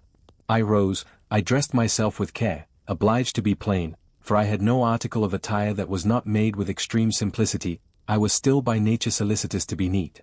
It was not my habit to be disregardful of appearance or careless of the impression I made. On the contrary, I ever wished to look as well as I could, and to please as much as my want of beauty would permit. I sometimes regretted that I was not handsomer. I sometimes wished to have rosy cheeks, a straight nose, and small cherry mouth. I desired to be tall, stately, and finely developed in figure. I felt it a misfortune that I was so little, so pale, and had features so irregular and so marked. And why had I these aspirations and these regrets? It would be difficult to say. I could not then distinctly say it to myself, yet I had a reason, and a logical, natural reason too. However, when I had brushed my hair very smooth, and put on my black frock, which, Quaker-like as it was, at least had the merit of fitting to a nicety, and adjusted my clean white tucker, I thought I should do respectably enough to appear before Mrs. Fairfax, and that my new pupil would not at least recoil from me with antipathy. Having opened my chamber window, and seen that I left all things straight and neat on the toilet table, I ventured forth. Traversing the long and matted gallery, I descended the slippery steps of oak. Then I gained the hall. I halted there a minute. I looked at some pictures on the walls. One, I remember, represented a grim man in a cuirass, and one a lady with powdered hair and a pearl necklace. At a bronze lamp pendant from the ceiling, at a great clock whose case was of oak curiously carved, and ebon black with time and rubbing. Everything appeared very stately and imposing to me, but then I was so little accustomed to grandeur. The hall door, which was half of glass, stood open. I stepped over the threshold. It was a fine autumn morning. The early sun shone serenely on embrowned groves and still green fields. Advancing onto the lawn, I looked up and surveyed the front of the mansion. It was 3 stories high, of proportions not vast, though considerable, a gentleman's manor house, not a nobleman's seat. Battlements round the top gave it a picturesque look. Its grey front stood out well from the background of a rookery, whose cawing tenants were now on the wing. They flew over the lawn and grounds to alight in a great meadow, from which these were separated by a sunk fence, and where an array of mighty old thorn trees, strong, knotty, and broad as oaks, at once explained the etymology of the mansion's designation. Farther off were hills, not so lofty as those round Lowood, nor so craggy, nor so like barriers of separation from the living world, but yet quiet and lonely hills enough, and seeming to embrace Thornfield with a seclusion I had not expected to find existent so near the stirring locality of Millcote. A little hamlet, whose roofs were blent with trees, straggled up the side of one of these hills. The church of the district stood nearer Thornfield, its old tower top looked over a knoll between the house and gates. I was yet enjoying the calm prospect and pleasant fresh air, yet listening with delight to the cawing of the rooks, yet surveying the wide, hoary front of the hall, and thinking what a great place it was for one lonely little dame like Mrs. Fairfax to inhabit, when that lady appeared at the door. "What? Out already?" said she. "I see you are an early riser." I went up to her, and was received with an affable kiss and shake of the hand. "How do you like Thornfield?" she asked. I told her I liked it very much. "Yes," she said, "it is a pretty place, but I fear it will be getting out of order, unless Mr. Rochester should take it into his head to come and reside here permanently. Or, at least, visit it rather oftener. Great houses and fine grounds require the presence of the proprietor." "Mr. Rochester?" I exclaimed. "Who is he?" "The owner of Thornfield," she responded quietly. "Did you not know he was called Rochester?" Of course I did not. I had never heard of him before, but the old lady seemed to regard his existence as a universally understood fact, with which everybody must be acquainted by instinct. "I thought," I continued, "Thornfield belonged to you." "To me? Bless you, child, what an idea. To me? I am only the housekeeper, the manager. To be sure I am distantly related to the Rochesters by the mother's side, or at least my husband was. He was a clergyman, incumbent of Hay, that little village yonder on the hill, and that church near the gates was his.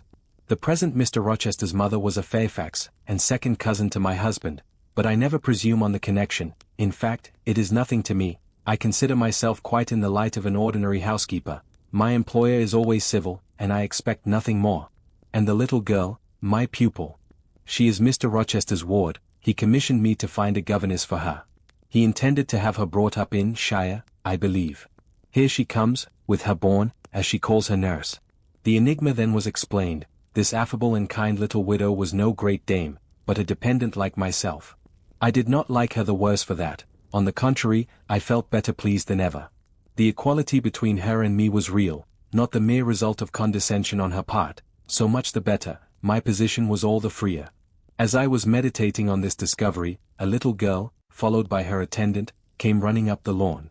I looked at my pupil, who did not at first appear to notice me. She was quite a child, perhaps 7 or 8 years old, slightly built, with a pale, small-featured face, and a redundancy of hair falling in curls to her waist. "Good morning, Miss Adela," said Mrs. Fairfax. "Come and speak to the lady who is to teach you, and to make you a clever woman some day." She approached. "C'est la ma gouvernante," said she, pointing to me, and addressing her nurse, who answered, "Mais oui, certainement." "Are they foreigners?" I inquired, amazed at hearing the French language. "The nurse is a foreigner, and Adela was born on the continent, and, I believe, never left it till within 6 months ago. When she first came here she could speak no English, now she can make shift to talk it a little. I don't understand her, she mixes it so with French, but you will make out her meaning very well, I dare say."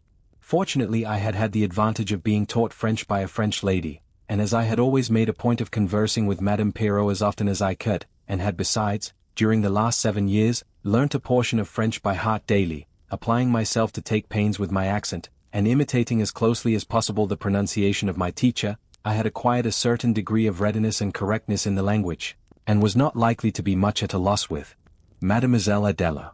She came and shook hand with me when she heard that I was her governess, and as I led her into breakfast, I addressed some phrases to her in her own tongue. She replied briefly at first, but after we were seated at the table, and she had examined me some 10 minutes with her large hazel eyes, she suddenly commenced chattering fluently.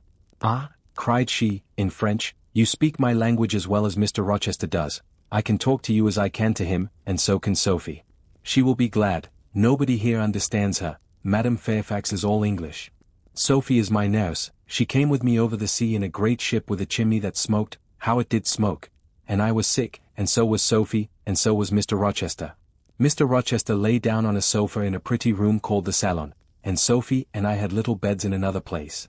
I nearly fell out of mine, it was like a shelf. And mademoiselle, what is your name?" Jane Eyre." Bah, I cannot say it." "Well, our ship stopped in the morning, before it was quite daylight, at a great city, a huge city, with very dark houses and all smoky, not at all like the pretty clean town I came from, and Mr. Rochester carried me in his arms over a plank to the land, and Sophie came after, and we all got into a coach, which took us to a beautiful large house, larger than this and finer, called an hotel. We stayed there nearly a week. I and Sophie used to walk every day in a great green place full of trees, called the park, and there were many children there besides me, and a pond with beautiful birds in it, that I fed with crumbs. Can you understand her when she runs on so fast? Asked Mrs. Fairfax. I understood her very well, for I had been accustomed to the fluent tongue of Madame Perrot. I wish, continued the good lady, you would ask her a question or two about her parents. I wonder if she remembers them. Adele, I inquired, with whom did you live when you were in that pretty clean town you spoke of? I lived long ago with Mamma, but she is gone to the Holy Virgin. Mamma used to teach me to dance and sing, and to say verses. A great many gentlemen and ladies came to see Mamma, and I used to dance before them, or to sit on their knees and sing to them. I liked it. Shall I let you hear me sing now? She had finished her breakfast, so I permitted her to give a specimen of her accomplishments. Descending from her chair, she came and placed herself on my knee, then, folding her little hands demurely before her, shaking back her curls and lifting her eyes to the ceiling, she commenced singing a song from some opera. It was the strain of a forsaken lady, who, after bewailing the perfidy of her lover, calls pride to her aid, desires her attendant to deck her in her brightest jewels and richest robes, and resolves to meet the false one that night at a ball, and prove to him, by the gaiety of her demeanor, how little his desertion has affected her. The subject seems strangely chosen for an infant singer, but I suppose the point of the exhibition lay in hearing the notes of love and jealousy warbled with the lisp of childhood, and in very bad taste that point was, at least I thought so. Adele sang the canzonet tunefully enough, and with the naivete of her age. This achieved, she jumped from my knee and said, "Now, mademoiselle, I will repeat you some poetry." Assuming an attitude, she began, La Ligue des Rats, Fable de La Fontaine. She then declaimed the little piece with an attention to punctuation and emphasis, a flexibility of voice and an appropriateness of gesture, very unusual indeed at her age, and which proved she had been carefully trained. "Was it your mamma who taught you that piece?" I asked. "Yes, and she just used to say it in this way, Tu avais vous donc? Louis dit un de ces rats, parlez?" She made me lift my hand, so, to remind me to raise my voice at the question. "Now shall I dance for you?" "No, that will do, but after your mamma went to the Holy Virgin, as you say, with whom did you live then?" "With Madame Frederick and her husband. She took care of me, but she is nothing related to me. I think she is poor, for she had not so fine a house as mamma. I was not long there. Mr. Rochester asked me if I would like to go and live with him in England, and I said yes, for I knew Mr. Rochester before I knew Madame Frederick, and he was always kind to me and gave me pretty dresses and toys, but you see he has not kept his word, for he has brought me to England, and now he has gone back again himself, and I never see him." After breakfast, Adele and I withdrew to the library, which room, it appears, Mr. Rochester had directed should be used as the schoolroom. Most of the books were locked up behind glass doors, but there was one bookcase left open containing everything that could be needed in the way of elementary works, and several volumes of light literature, poetry, biography, travels, a few romances, and c. I suppose he had considered that these were all the governess would require for her private perusal, and, indeed, they contented me amply for the present. Compared with the scanty pickings I had now and then been able to glean at Lowood, they seemed to offer an abundant harvest of entertainment and information. In this room, too, there was a cabinet piano, quite new and of superior tone, also an easel for painting and a pair of globes. I found my pupil sufficiently docile, though disinclined to apply. She had not been used to regular occupation of any kind. I felt it would be injudicious to confine her too much at first, so, when I had talked to her a great deal, and got her to learn a little, and when the morning had advanced to noon, I allowed her to return to her nurse. I then proposed to occupy myself till dinner-time in drawing some little sketches for her use. As I was going upstairs to fetch my portfolio and pencils, Mrs. Fairfax called to me. "Your morning school hours are over now, I suppose," said she.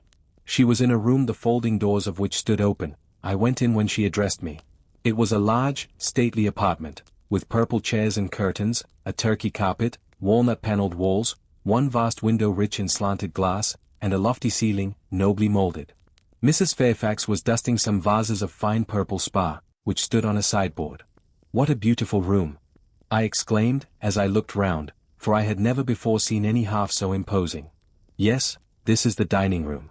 I have just opened the window, to let in a little air and sunshine, for everything gets so damp in apartments that are seldom inhabited. The drawing-room yonder feels like a vault."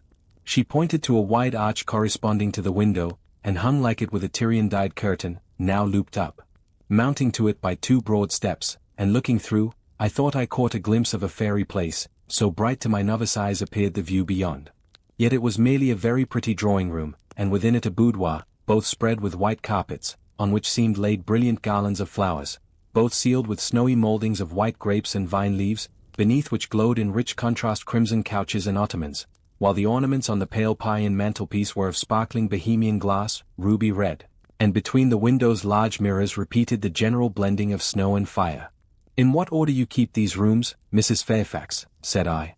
"No dust, no canvas coverings, except that the air feels chilly. One would think they were inhabited daily."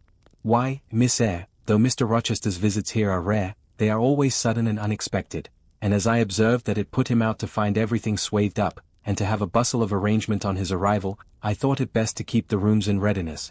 "Is Mr. Rochester an exacting, fastidious sort of man?" "Not particularly so, but he has a gentleman's tastes and habits, and he expects to have things managed in conformity to them." "Do you like him? Is he generally liked?"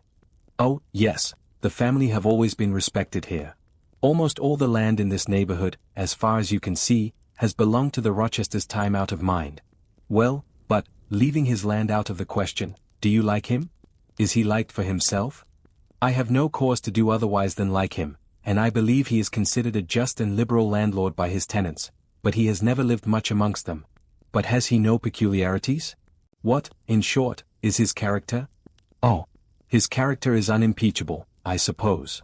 He is rather peculiar, perhaps. He has traveled a great deal, and seen a great deal of the world, I should think. I dare say he is clever, but I never had much conversation with him." "In what way is he peculiar?" "I don't know, it is not easy to describe, nothing striking, but you feel it when he speaks to you. You cannot be always sure whether he is in jest or earnest, whether he is pleased or the contrary. You don't thoroughly understand him, in short, at least, I don't, but it is of no consequence, he is a very good master." This was all the account I got from Mrs. Fairfax of her employer and mine. There are people who seem to have no notion of sketching a character, or observing and describing salient points, either in persons or things. The good lady evidently belonged to this class. My queries puzzled, but did not draw her out. Mr. Rochester was Mr. Rochester in her eyes, a gentleman, a landed proprietor, nothing more. She inquired and searched no further, and evidently wondered at my wish to gain a more definite notion of his identity.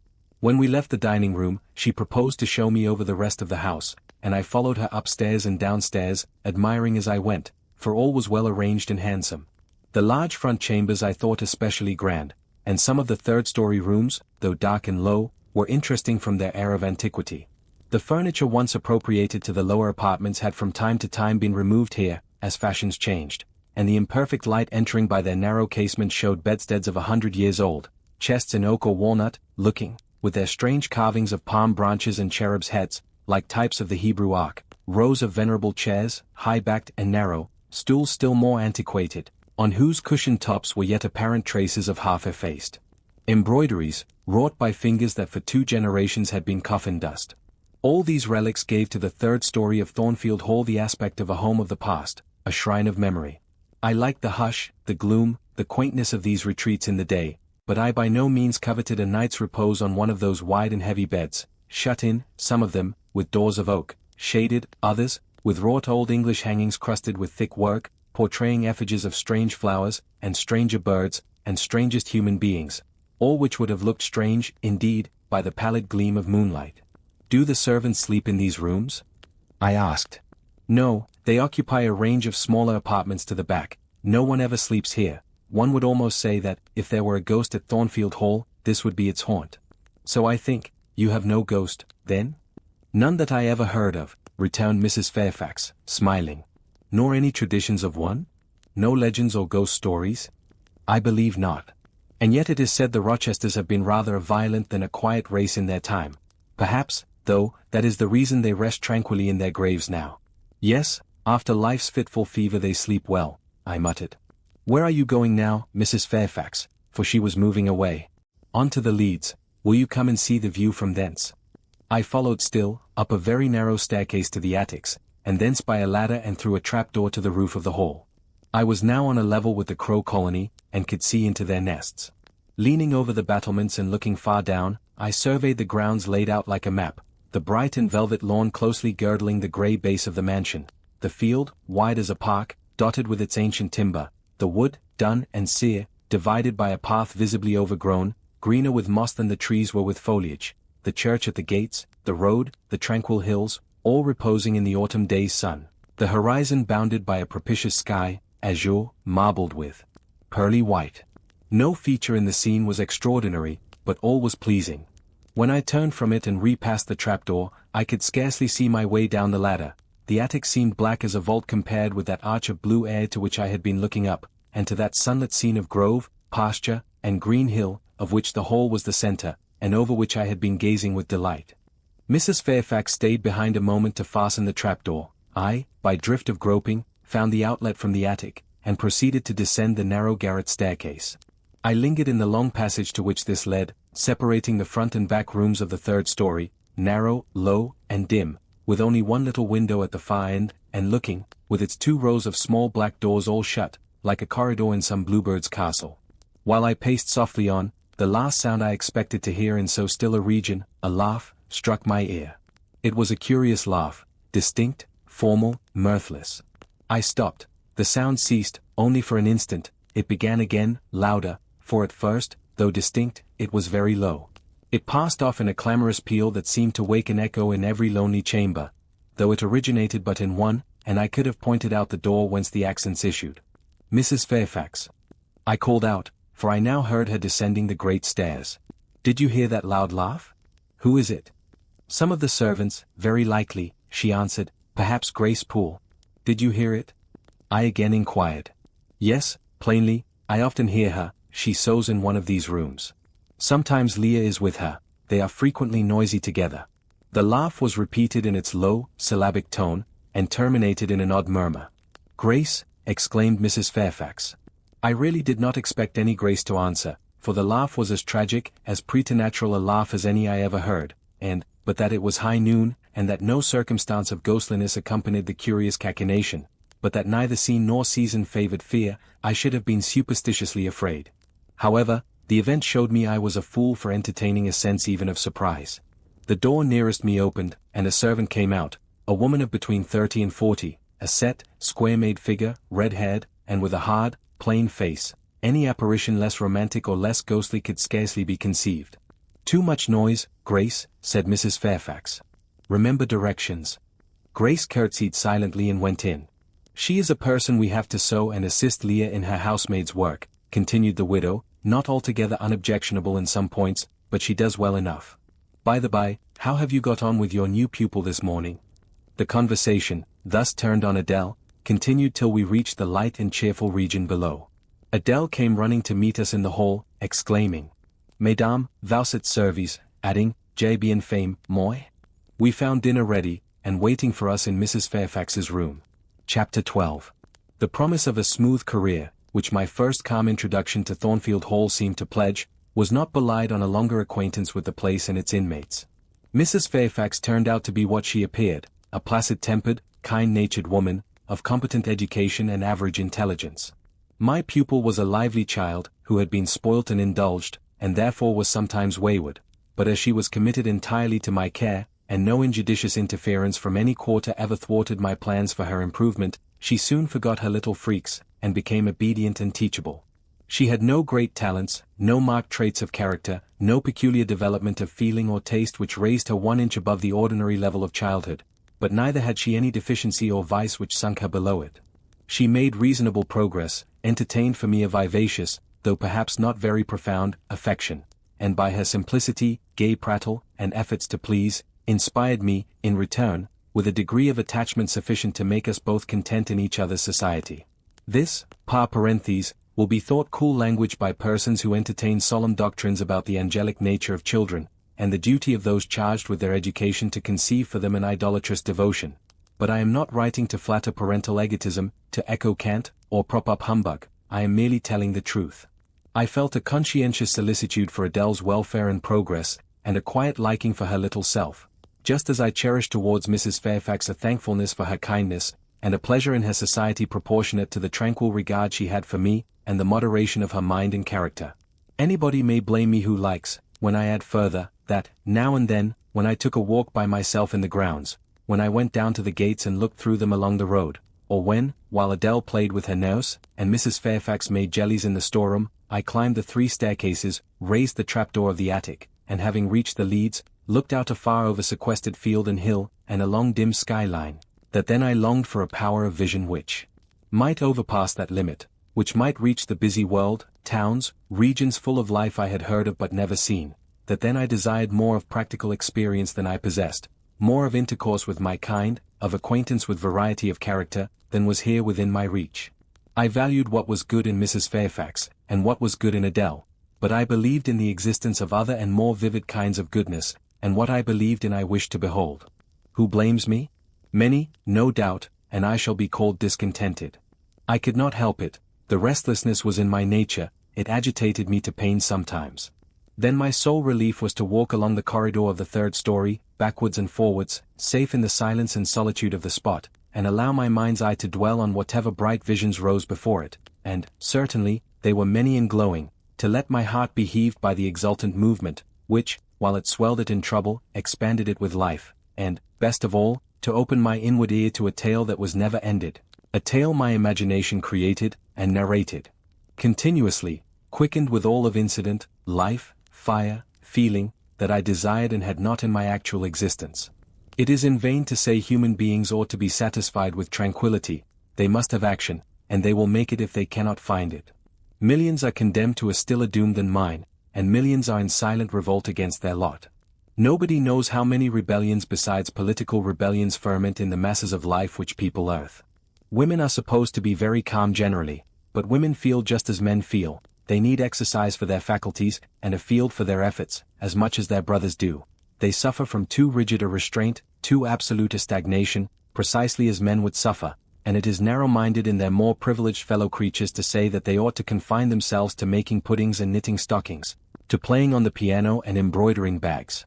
It is thoughtless to condemn them, or laugh at them, if they seek to do more or learn more than custom has pronounced necessary for their sex. When thus alone, I not infrequently heard Grace Poole's laugh, the same peal, the same low, slow ha, which, when first heard, had thrilled me. I heard, too, her eccentric murmurs, stranger than her laugh. There were days when she was quite silent, but there were others when I could not account for the sound she made. Sometimes I saw her, she would come out of her room with a basin, or a plate, or a tray in her hand, go down to the kitchen and shortly return, generally, oh, romantic reader, forgive me for telling the plain truth, bearing a pot of porter. Her appearance always acted as a damper to the curiosity raised by her oral oddities, hard-featured and staid, she had no point to which interest could attach. I made some attempts to draw her into conversation, but she seemed a person of few words, a monosyllabic reply usually cut short every effort of that sort. The other members of the household, viz., John and his wife, Leah the housemaid, and Sophie the French nurse, were decent people, but in no respect remarkable. With Sophie I used to talk French, and sometimes I asked her questions about her native country, but she was not of a descriptive or narrative turn, and generally gave such vapid and confused answers as were calculated rather to check than encourage inquiry. October, November, December passed away. One afternoon in January, Mrs. Fairfax had begged a holiday for Adele, because she had a cold, and, as Adele seconded the request with an ardor that reminded me how precious occasional holidays had been to me in my own childhood, I accorded it, deeming that I did well in showing pliability on the point. It was a fine, calm day, though very cold. I was tired of sitting still in the library through a whole long morning. Mrs. Fairfax had just written a letter which was waiting to be posted, so I put on my bonnet and cloak and volunteered to carry it to Hay. The distance, 2 miles, would be a pleasant winter afternoon walk.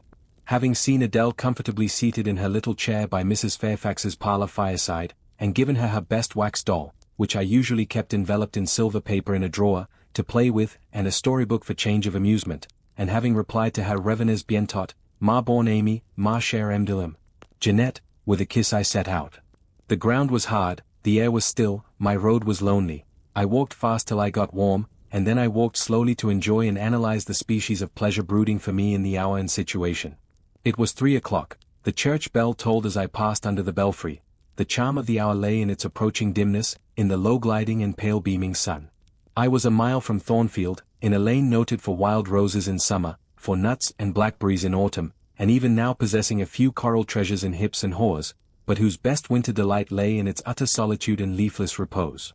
If a breath of air stirred, it made no sound here, for there was not a holly, not an evergreen to rustle, and the stripped hawthorn and hazel bushes were as still as the white, worn stones which causewayed the middle of the path. Far and wide, on each side, there were only fields, where no cattle now browsed, and the little brown birds, which stirred occasionally in the hedge, looked like single russet leaves that had forgotten to drop.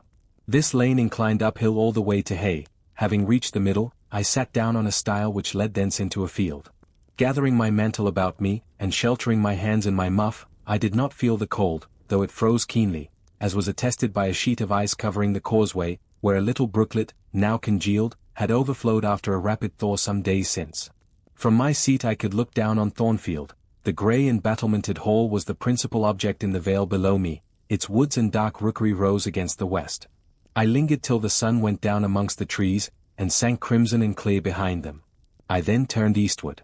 On the hilltop above me sat the rising moon, pale yet as a cloud, but brightening momentarily. She looked over hay, which, half lost in trees, sent up a blue smoke from its few chimneys. It was yet a mile distant, but in the absolute hush I could hear plainly its thin murmurs of life. My ear, too, felt the flow of currents, in what dales and depths I could not tell, but there were many hills beyond hay, and doubtless many becks threading their passes. That evening calm betrayed alike the tinkle of the nearest streams, the sough of the most remote. A rude noise broke on these fine ripplings and whisperings, at once so far away and so clear, a positive tramp, tramp, a metallic clatter, which effaced the soft wave wanderings, as, in a picture, the solid mass of a crag, or the rough boles of a great oak, drawn in dark and strong on the foreground, effaced the aerial distance of azure hill, sunny horizon, and blended clouds where tint melts into tint. The din was on the causeway, a horse was coming, the windings of the lane yet hid it, but it approached. I was just leaving the stile, yet, as the path was narrow, I sat still to let it go by. In those days I was young, and all sorts of fancies bright and dark tenanted my mind. The memories of nursery stories were there amongst other rubbish, and when they recurred, maturing youth added to them a vigor and vividness beyond what childhood could give.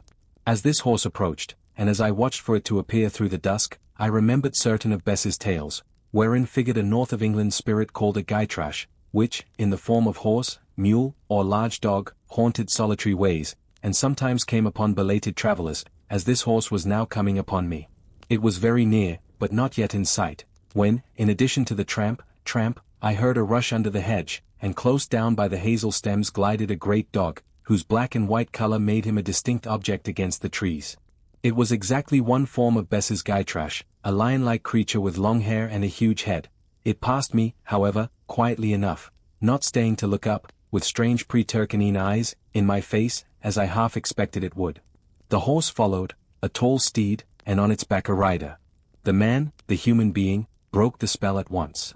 Nothing ever rode the gytrash, it was always alone, and goblins, to my notions, though they might tenant the dumb carcasses of beasts, could scarce covet shelter in the commonplace human form. No gytrash was this, only a traveller taking the short cut to Millcote. He passed, and I went on. A few steps, and I turned. A sliding sound and an exclamation of "What the deuce is to do now?" and a clattering tumble, arrested my attention. Man and horse were down, they had slipped on the sheet of ice which glazed the causeway. The dog came bounding back, and seeing his master in a predicament, and hearing the horse groan, barked till the evening hills echoed the sound, which was deep in proportion to his magnitude. He snuffed round the prostrate group, and then he ran up to me. It was all he could do, there was no other help at hand to summon. I obeyed him, and walked down to the traveller, by this time struggling himself free of his steed. His efforts were so vigorous, I thought he could not be much hurt, but I asked him the question. "Are you injured, sir?" I think he was swearing, but am not certain. However, he was pronouncing some formula which prevented him from replying to me directly. "Can I do anything?" I asked again. "You must just stand on one side," he answered as he rose, first to his knees, and then to his feet. I did, whereupon began a heaving, stamping, clattering process, accompanied by a barking and baying which removed me effectually some yards distance, but I would not be driven quite away till I saw the event. This was finally fortunate. The horse was re-established, and the dog was silenced with a down, pilot. The traveller now, stooping, felt his foot and leg, as if trying whether they were sound. Apparently something ailed them, for he halted to the stile whence I had just risen, and sat down. I was in the mood for being useful, or at least officious, I think, for I now drew near him again. "If you are hurt, and want help, sir, I can fetch someone either from Thornfield Hall or from Hay." "Thank you, I shall do. I have no broken bones, only a sprain," and again he stood up and tried his foot, but the result extorted an involuntary "ua." Something of daylight still lingered, and the moon was waxing bright. I could see him plainly. His figure was enveloped in a riding cloak, fur-collared and steel-clasped. Its details were not apparent, but I traced the general points of middle height and considerable breadth of chest. He had a dark face, with stern features and a heavy brow. His eyes and gathered eyebrows looked ireful and thwarted just now. He was past youth, but had not reached middle age. Perhaps he might be 35. I felt no fear of him, and but little shyness. Had he been a handsome, heroic-looking young gentleman, I should not have dared to stand thus questioning him against his will, and offering my services unasked. I had hardly ever seen a handsome youth, never in my life spoken to one. I had a theoretical reverence and homage for beauty, elegance, gallantry, fascination.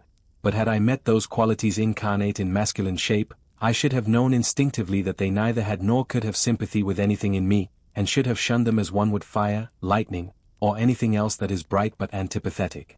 If even this stranger had smiled and been good-humored to me when I addressed him, if he had put off my offer of assistance gaily and with thanks, I should have gone on my way and not felt any vocation to renew inquiries. But the frown, the roughness of the traveller, set me at my ease. I retained my station when he waved to me to go, and announced, "I cannot think of leaving you, sir, at so late an hour, in this solitary lane, till I see you are fit to mount your horse." He looked at me when I said this. He had hardly turned his eyes in my direction before. "I should think you ought to be at home yourself," said he. "If you have a home in this neighborhood, where do you come from?" "From just below, and I am not at all afraid of being out late when it is moonlight. I will run over to Hay for you with pleasure, if you wish it. Indeed, I am going there to post a letter." "You live just below. Do you mean at that house with the battlements?" pointing to Thornfield Hall, on which the moon cast a hoary gleam, bringing it out distinct and pale from the woods that, by contrast with the western sky, now seemed one mass of shadow. "Yes, sir." "Whose house is it?" "Mr. Rochester's." "Do you know Mr. Rochester?" "No, I have never seen him." "He is not resident, then?" "No." "Can you tell me where he is?" "I cannot." "You are not a servant at the Hall, of course." "You are—" He stopped, ran his eye over my dress, which, as usual, was quite simple, a black merino cloak, a black beaver bonnet, neither of them half fine enough for a lady's maid. He seemed puzzled to decide what I was. I helped him. "I am the governess." "Ah, the governess," he repeated. "Deuce take me, if I had not forgotten. The governess," and again my raiment underwent scrutiny.